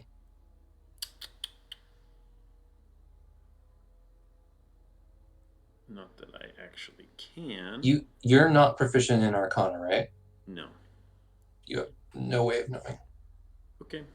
If you were like a wizard, I would let you try to do an Arcana check to tell how the magical device works, but there's no way. I'm gonna risk it and just light it, because... Alright. With like, what, you have like a tinderbox? Yeah, a tinderbox. Alright. That's gonna be your action. Okay. Alright. You light the candle. It lights. Nothing. It was a really good idea. Okay. But unfortunately, these things are awake. Great. All right. It seems like it was a part of a complex magical device, but it is no longer a magic. All right. You still have movement. Bonus. But you're also in melee with two skeletons. Yeah, I'm not gonna move. Is Malthar... Okay, that means you door? realize that means you're not going to get through the door this turn. Yes. And the door is going to close. All right. Yes, that is correct. You can tell Naidaadi is not going to make it out of this room. Okay. Oolon. Okay. God. I'm gonna move to here. Alright. And hit this one closest to me with a quarterstaff, I guess. Nice. Very smart. Stepping right in front of Jeb. Ooh. So that's an 11. 11 does not hit. Yeah, okay.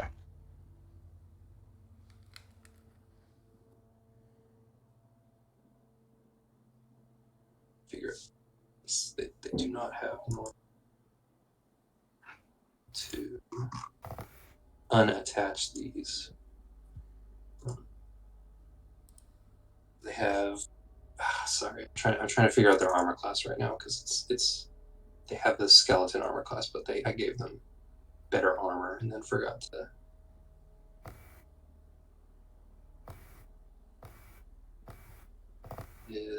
We'll just say they have.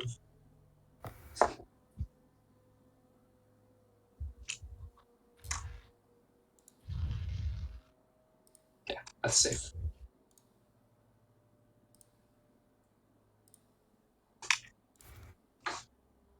All right.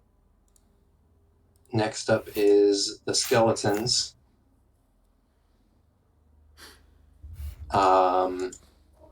Acting kind of as one, they all in unison take a step down out of their sarcophagi.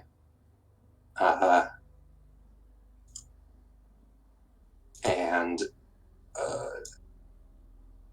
are going to, again, almost in unison, take a very deliberate strike with their scimitar.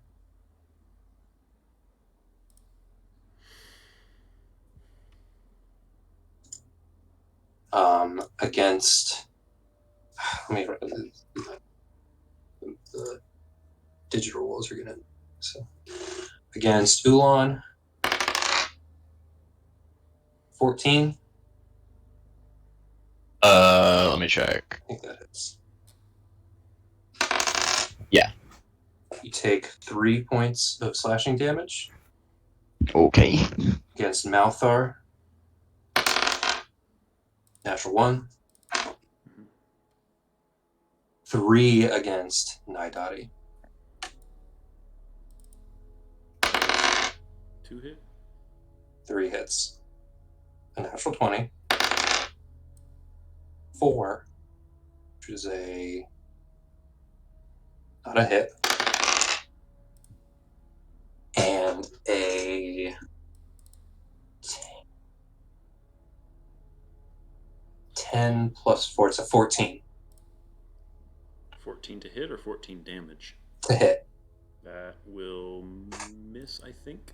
Okay, so only the natural 20 hits, which is going to be 2d6 plus 2. You take 6 slashing damage. This is bad. Yeah.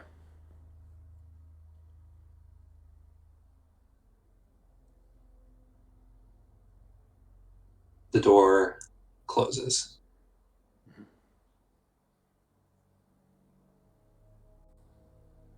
Jeb. So, if I rage, I get advantage, but they also get advantage, right? You don't have that yet. That's reckless attack. But you do get extra damage. So wait, what? Is there no downside? Not really. No. Oh. Rage is good. You just don't Why have haven't I been that doing many. that every time? Hey, you have a limited How many number. do I have? 2, I think. Okay. It's not on my sheet. That's why I'm. Yeah. No, rage is good. Rage is your sort of your main thing. It's just limited. All right, I'm gonna rage. I'm All right. gonna come through here, and I'm gonna rage at. I guess this one. All right. Make an attack roll. Mm-hmm. They don't look very sturdy. Mother. Oh no, I get advantage. So that's top 20. All right. 20. Why do you have advantage? Rage doesn't give you advantage. Oh, I thought it did. No, just extra damage. And it reduces the damage that you take, but that's not very helpful right now. So no, that is a miss. Naidaadi. Malthar first. Malthar first. Malthar, we did not give Malthar initiative. Did we not? Oh, okay. You have control of this sheet, but if you want, you can.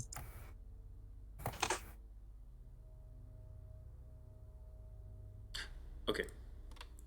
Naidaadi then. Should I click the token? Does it consume the rage if I miss? You're going to be raging for this fight. Oh, okay. I'm just raging the whole time. I see. You go into a rage. I see. And then you can attack as part of that. You also have advantage on grapple checks, but I don't think grapple is going to help you here. So any strength-based, you do have advantage on strength-based action. Okay. Any not attacks, but any ability check you make that uses strength will be at advantage. That includes grapple, but it also could include other things. Okay, 5 feet of me, acid. I'm gonna drop this jar of Dragonfire. All right. So the way that it works, and I'll tell you that it's a 15-foot area big. So you'll have to move. You'll have to move over here. No, not 15. I'm sorry, 10 feet. It's a 10-foot area. So you could actually do it here and get these two. Where do you want to put the 10-foot area? Me?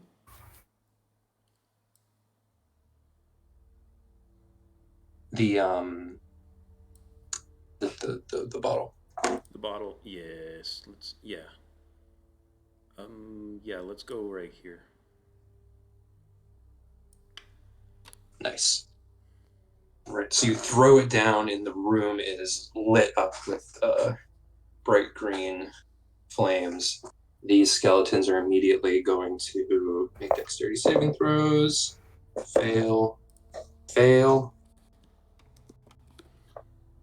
If it was a plain acid DC. bottle, DC pretty high. It's DC 15. Yeah. This stuff's pretty intense. Throw another D6 in there.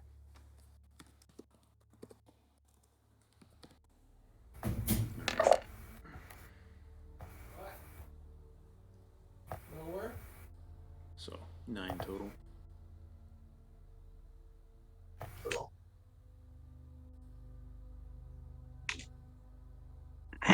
Whoops, I reduced this.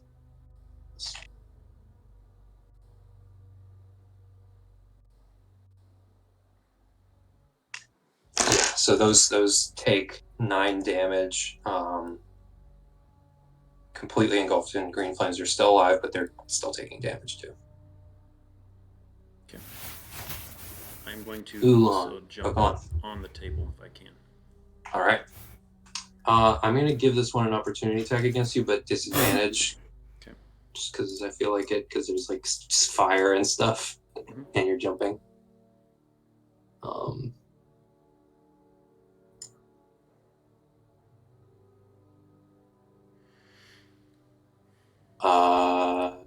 That is a 10. Miss.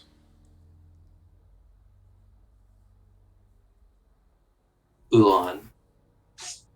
Okay. Can I throw past Jeb without having to worry about hitting him? Yeah. Okay. I think you could do that.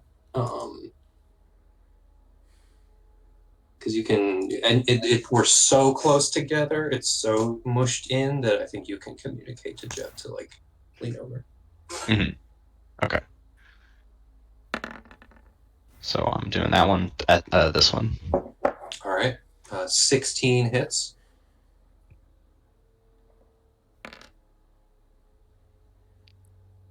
5 fire damage. Yeah. Right. Good. Pull this around. It still looks fucking bad, but you're doing good damage. Now it's the skeletons. Wait, where's Malthar? All right, I'll roll Malthar's in there. And Malthar gets a turn right now. Okay.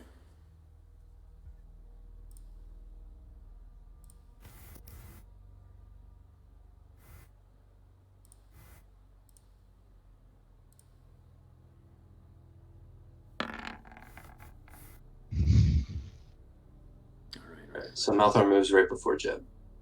Okay. What does Malthar do? I'm going to give this one to the southwest of me a dagger attack. All right. Does Malthar have a short sword? Yes. You could use short sword dagger. Really? Yeah. You just have to. So for the short sword, miss and miss. Okay. Yeah. For the dagger, you would just take off the modifier damage, so it would just be a D4. All right. The skeletons. Can I? No, I can't. Sorry. It's okay. Sorry. I was going to say, hey, I want to move down and push this one into the fire, but that's another action, so never mind. Yeah, but something that's not a bad idea.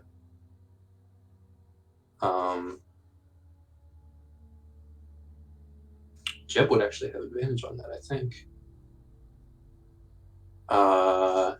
Skeletons, shove attack. I think shove attacks work the same as grapple. They're just athletic.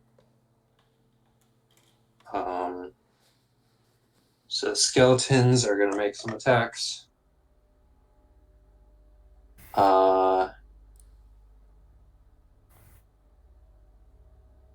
2 attacks against Naidaadi.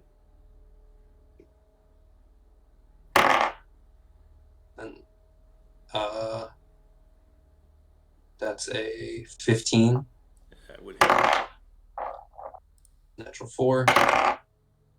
That's a 14. Miss. And a natural 3. fuck. 15. So let's roll the damage. I'm using bone dice.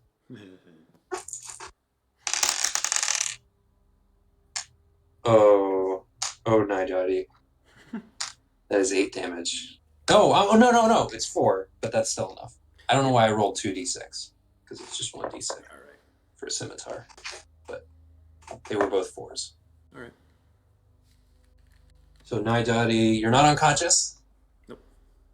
You do fall prone onto the table. Like that crystal skull jams you in the back. And let's open up that table. So you have just remember you have disadvantage on everything basically, or on attack rolls, not on ability check. On attack. Got it. And you.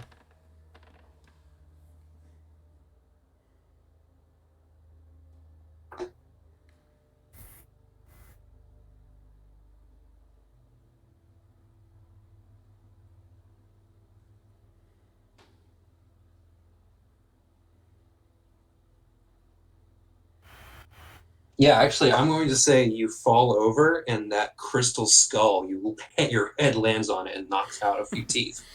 Got it. You're gonna have disadvantage on persuasion checks. While you have that like broken grill, and if you cast any spells with verbal components, they're gonna have a chance to fail. Nice. Which is fun. So let me give you that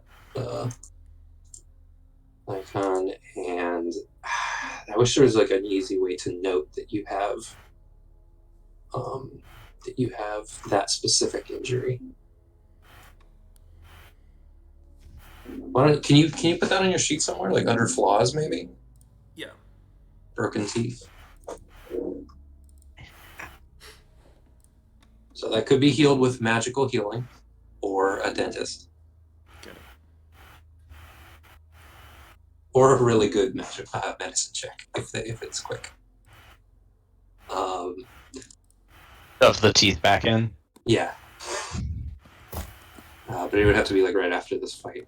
And it would have to be good, because if you're not a dentist. I actually think that just straight up isn't how that works. But it's a world of magic. We'll let it happen. What's happening? Right, skeletons are still attacking, sorry. So that was 2 attacks against Naidaadi. There might be another attack against Naidaadi, but we'll have to see how much fire damage these things take. So roll that 3d6. These 2 are going to make... That's a natural 4 and a natural 17. So this one fails, this one succeeds.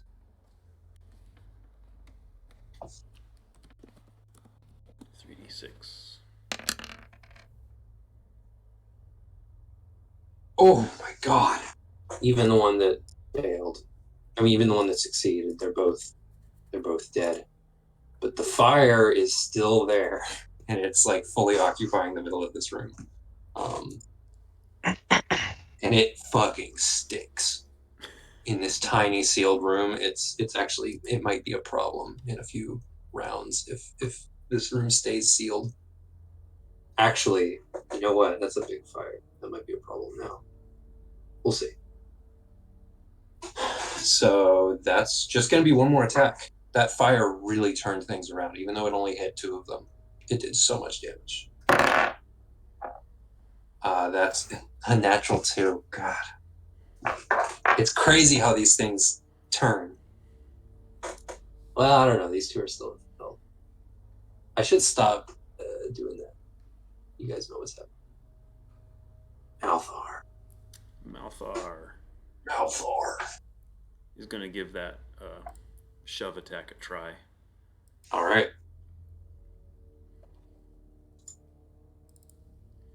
Athletics.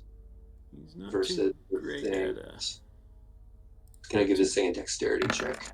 Yeah. 13 versus an 11. Nice. Thing goes into the fire. Give it a dex save. That's a 19. Give me the damage. Oh, you want another? Yeah.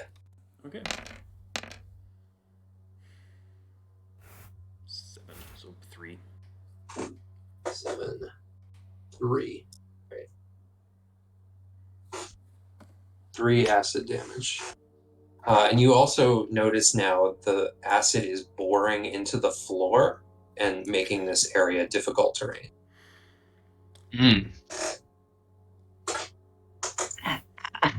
Jeb. So, I don't even have... one living skeleton in melee with you. Right, but if I attack it, is like my arm gonna get hurt by the fire? No. No. Especially not if you attack with your axe. And the other ones are blocked by the sarcophagi, right? Yeah. So, like, there's no way to get to them for me, at least. No. You would have to, stunt over the sarcophagi. Are the sarcophagi... They're tall. They're slightly over 6 feet tall. But are they attached to the wall, or are they just freestanding? They're... I think they would be attached to the wall. Okay. So I'm gonna... You know what? No, I don't think they would. I think they would be just very sturdy, and they'd be standing up against the wall. But I think they would not be attached to the wall.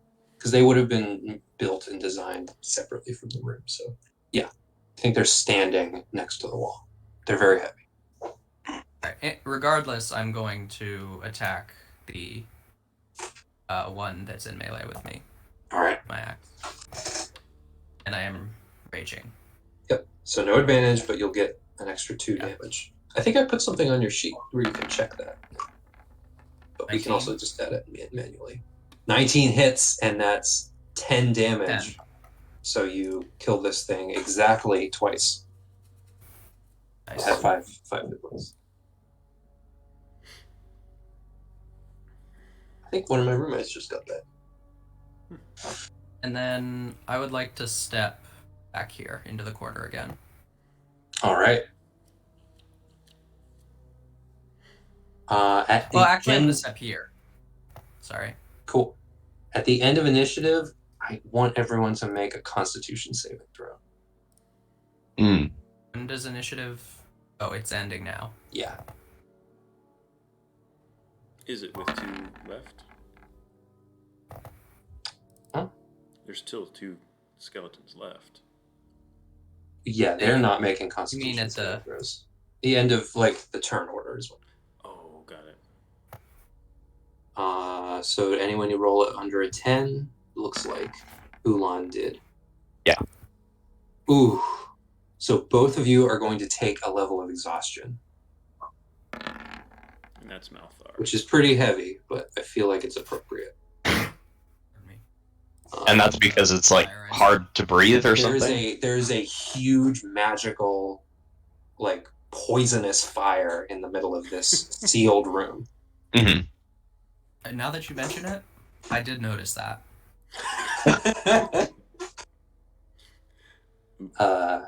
And it's also burning bones and hair and leather and metal, and it's eroding the floor. So there's so much aerosolized funk. Yeah. So what does exhaustion do again? First level of exhaustion, I think, gives you disadvantage on all ability checks. Okay. Oh, don't want to do that.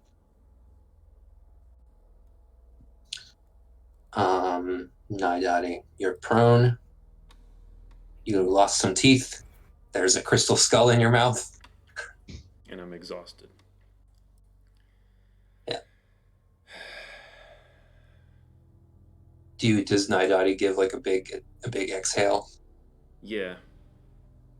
You exhale through the hole in the back of this skull, and it emits a horrifying scream. Nice. Oh my god, it's one of those.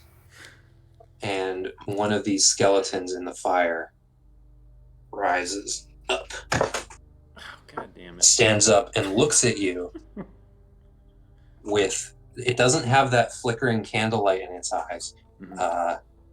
its eye. It has nothing in its eyes, but it looks to you Okay. with its weapons like at its side. Is not attacking you. You have a skeleton under your control. Unfortunately, it's on fire, but you do have a skeleton. Can I Like, nod? under your command. Yeah. Can I nod at the one above me and order this one under my control to attack it? Yes, you can. Yes, you that'll happen on the skeleton's turns. All right. What do you do on your turn, though? Well, is it... I don't want to just make your action be a thing that I decided because it was funny, but it was a pretty good action. I kind of like it, and I'm tempted to try it again. All right, you want to stand up? Yes. All right. Anything else? So I'm going to say that was your action, but I think it was appropriate because I described it as being in your mouth, and then you did a big sigh. Right. Yeah. I swear that wasn't my intention when I gave you the knocked out teeth. I didn't even think of it, but that is a magic item. It is a magic whistle. Cool. Okay. No, that's fine. I'll take that as my action. Yeah, I'll stay put and just call it good. All right. Oolon.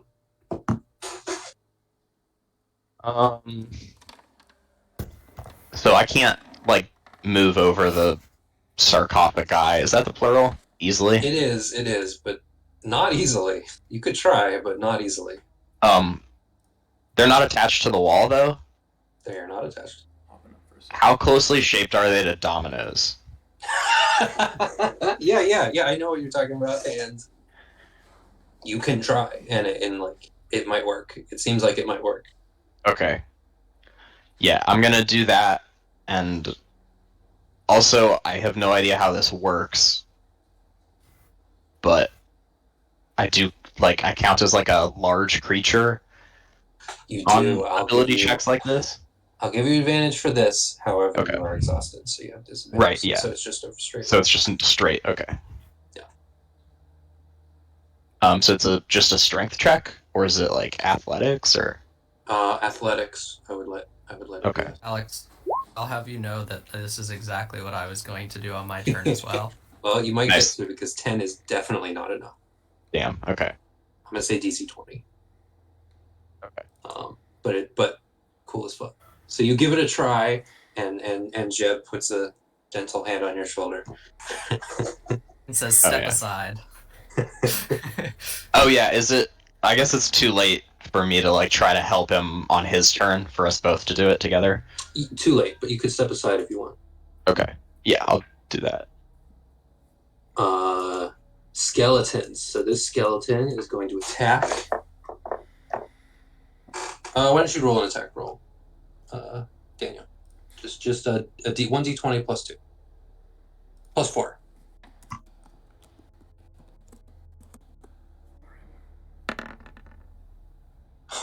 Oh, nice. Okay. So let's do this one. Natural 20, it's going to be 2d6 plus 2.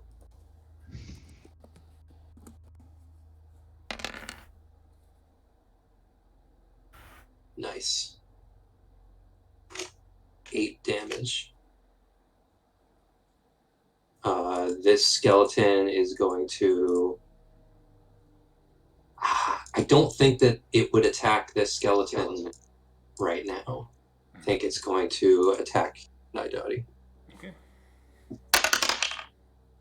That's a natural 1. And this one is also going to attack you. So you have another attack coming your way. That's an 18 plus 4, so 22. Yep.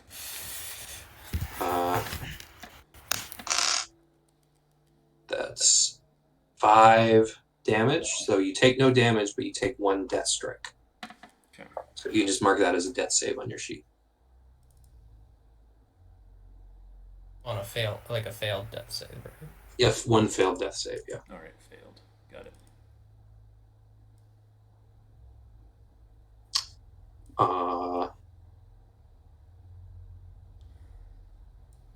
Now. Oh yeah, and the skeleton that's in the fire is gonna take. Well, he also roll 3d6 to damage your own skeleton. Ooh, so 10 damage. It has 3 health left. It's pretty much dead. Even if Yeah, it's succeeds. probably. I think next turn it's guaranteed dead. At the start of its next turn, so that was its last turn. But very cool that you had a skeleton for a second. Malthar. Malthar. Kind of hard to aim at this one, but he's got a clear shot on this one. Yeah, let's hit that one on the bottom there.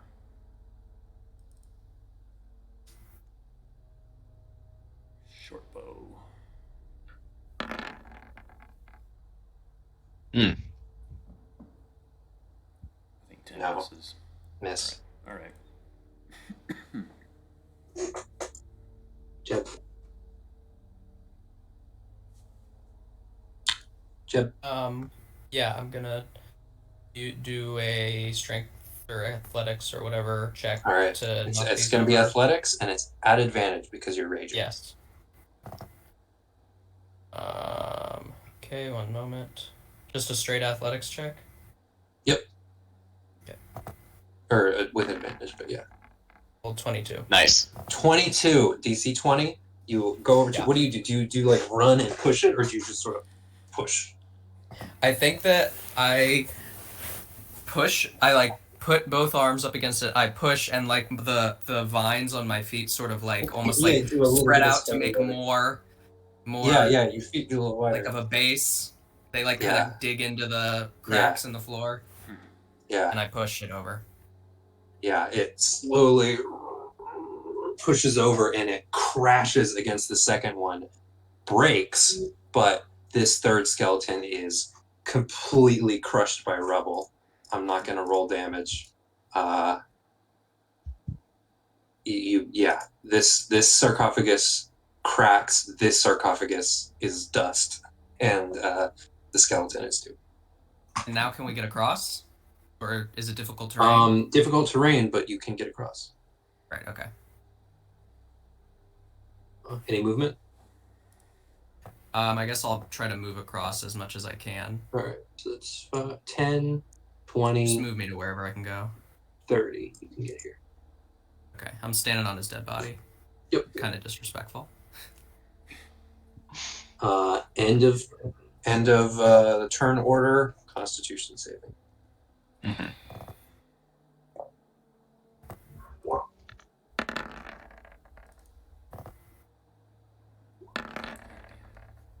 Oh my god. Still DC 10.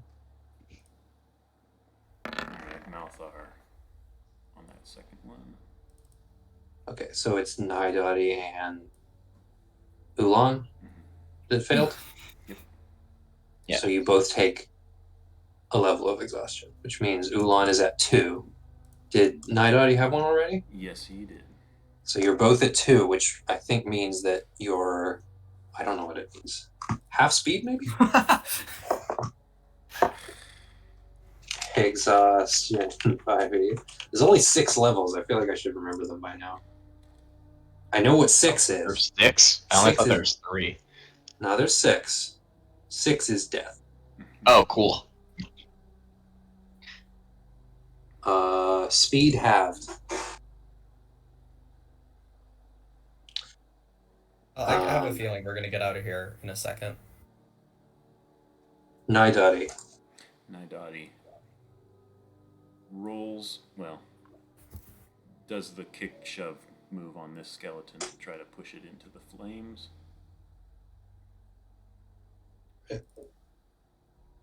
Which he's actually really good at.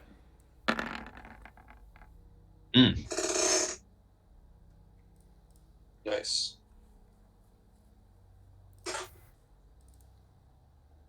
And his speed is 30. Oh, yeah, I have to roll again. No. Into the flames, roll the damage. Oh, hang on.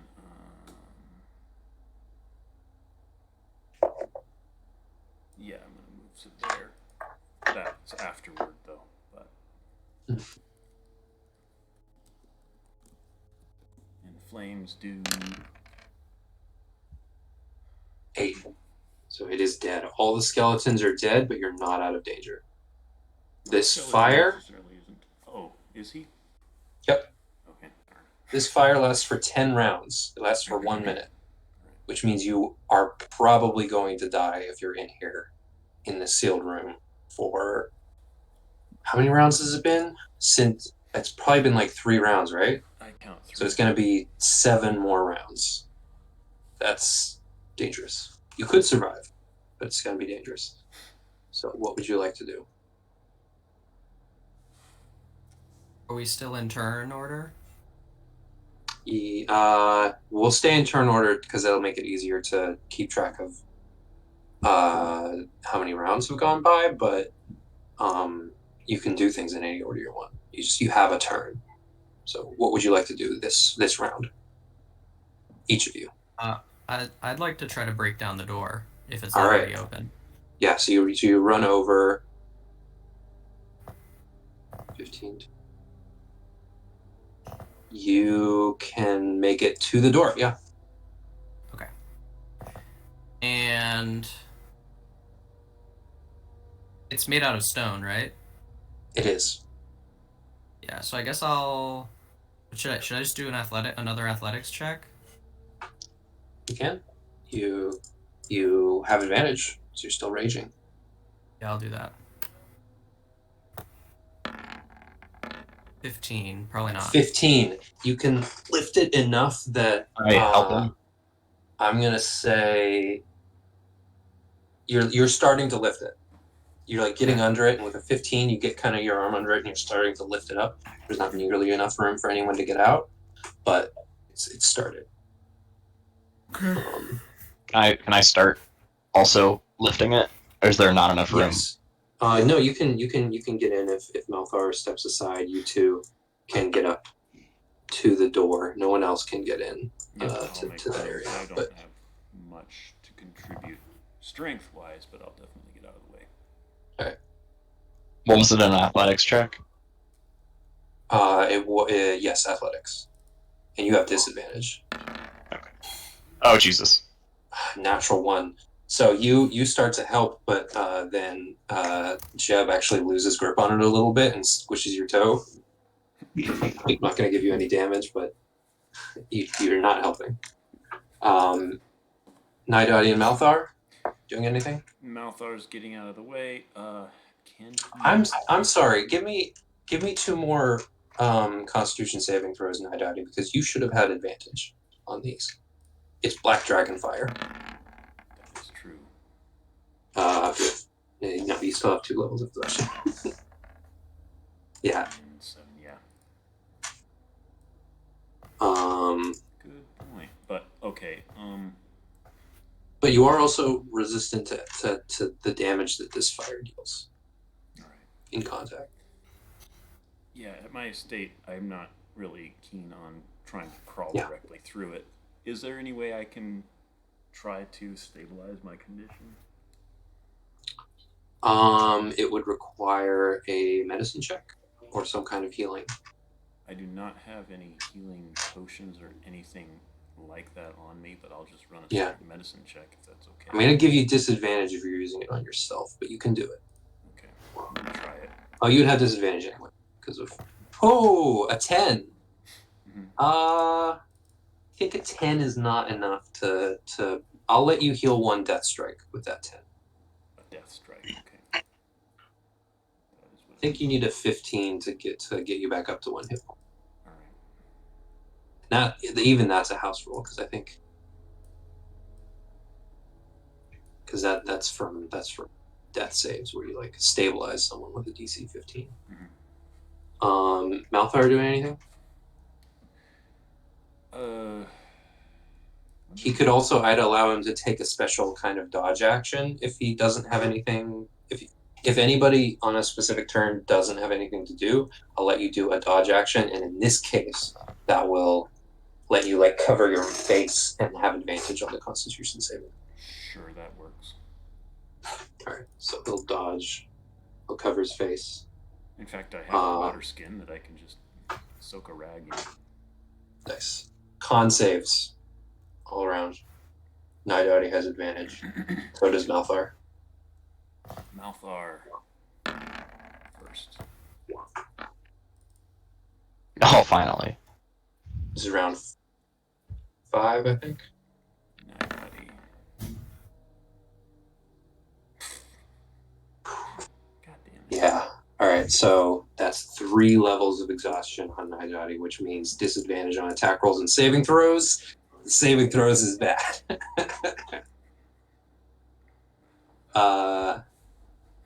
So, Oolon, if you would like to take... Are you going to try and do an athletics check, or do you want to give... Well, I guess giving Jeb advantage wouldn't help, because he's already got advantage. Okay. Then yeah, I guess I'll just do it again. I would let you do the help action and add 2 to his roll if you really want to.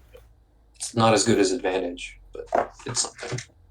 Well, is it more helpful for me to also lift it, or is it more helpful for me to... Depends on what you roll. You do have disadvantage. Well, isn't it normal, though, because I'm large for lifting? Oh, I did say that, didn't I? Yes. Yes, it would be normal. So it's just normal. Yep. So it probably is more likely to be helpful if you just roll yourself. Okay, yeah, I'll just roll myself then. So we're working with a 15 right now. That's another 15. You get it open enough. Anyone standing in this area is going to be free from the Constitution saving throws right now. You two don't have to make Constitution saving throws at the end of this round. You have plenty of fresh air. Okay. And is it also open enough for someone to slide through that isn't 8 feet tall? Maybe. Scary. Because they'd also have to climb between like you two. Right. But possible. Maybe Malthar could do it, but even Malthar's not like a halfling.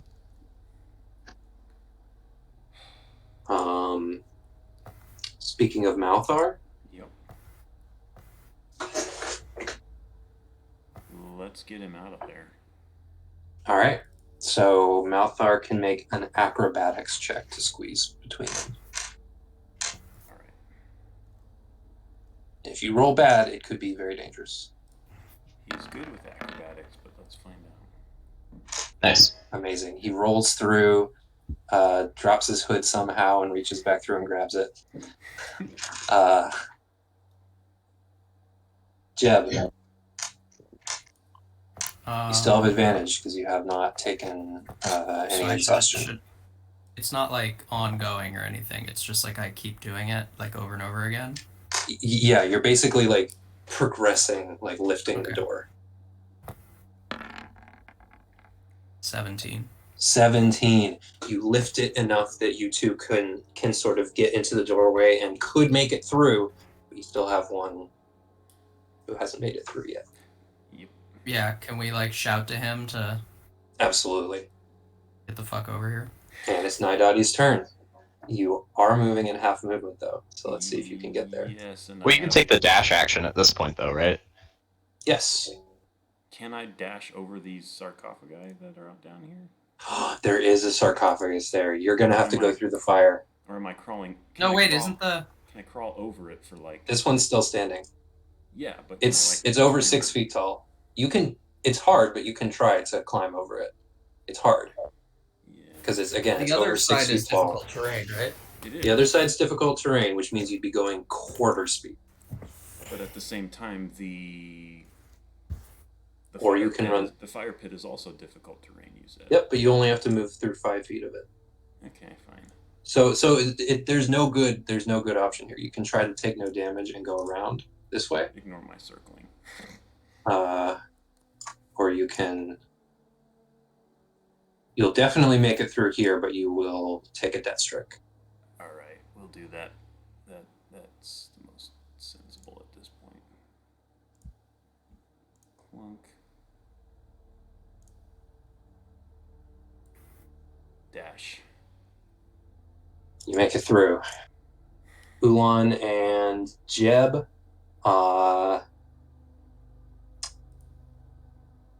don't think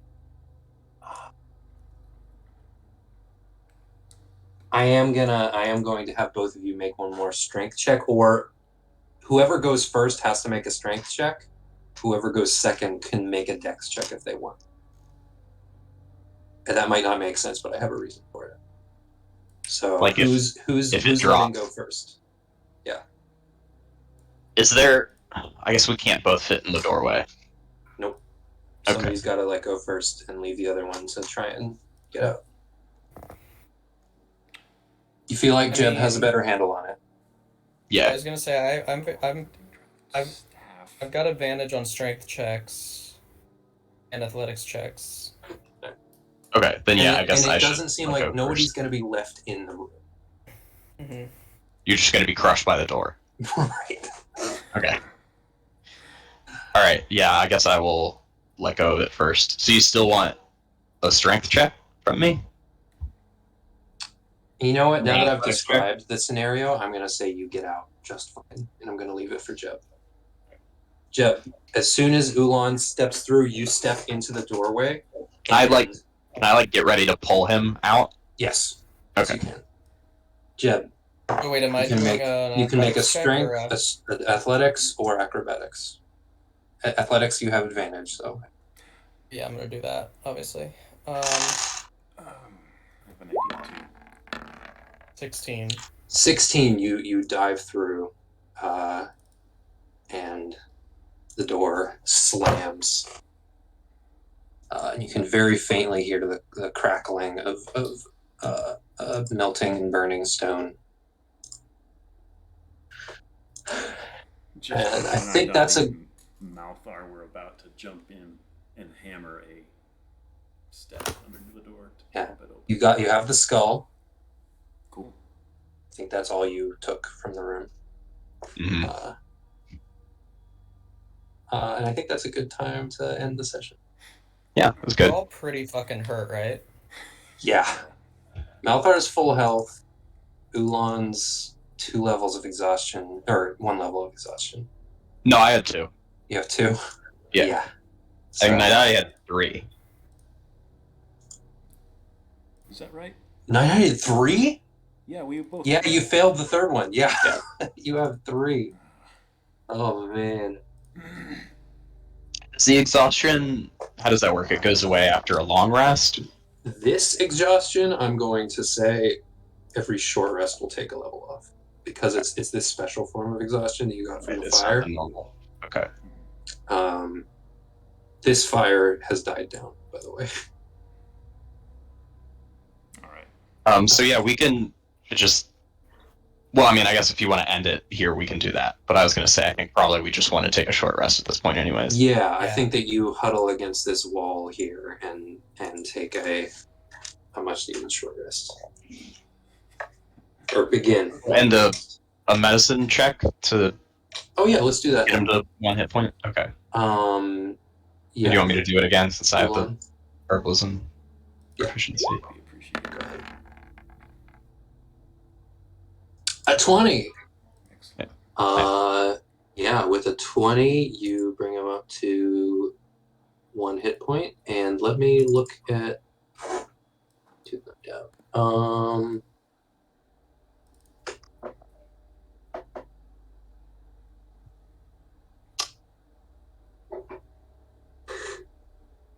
So if you have the tooth, if you have even just level 1 magical healing, you can put the tooth back in.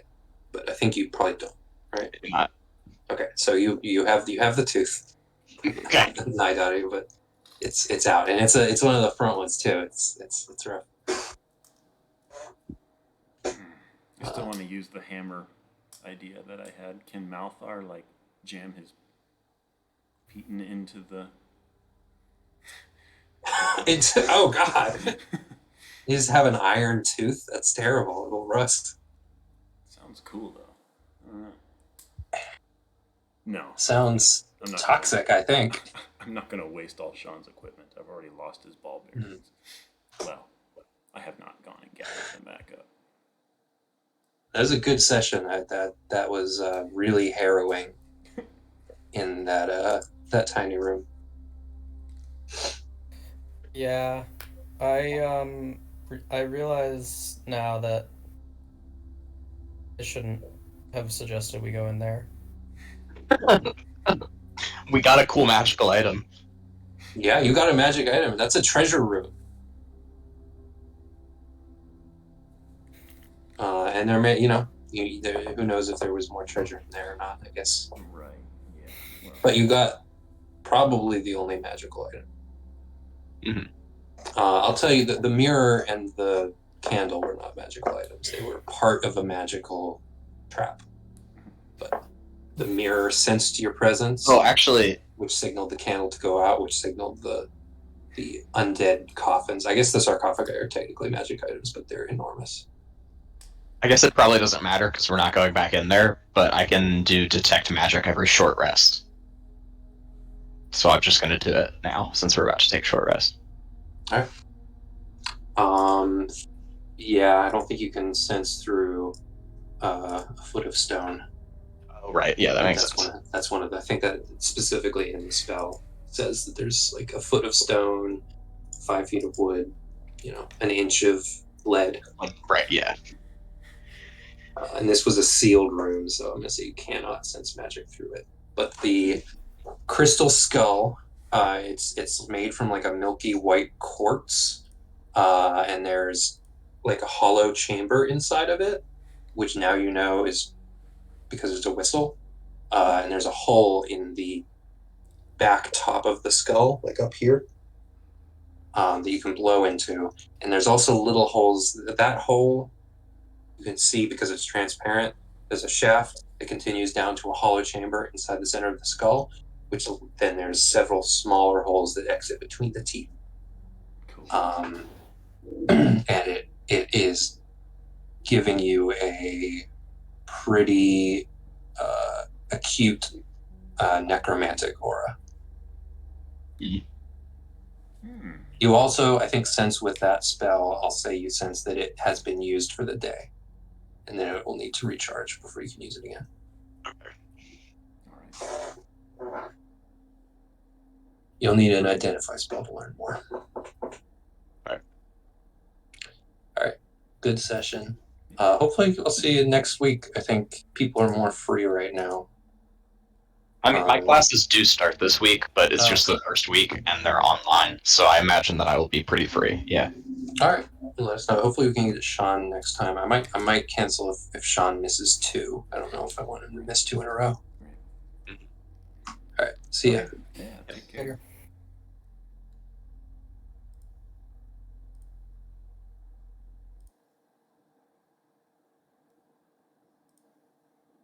And that is that.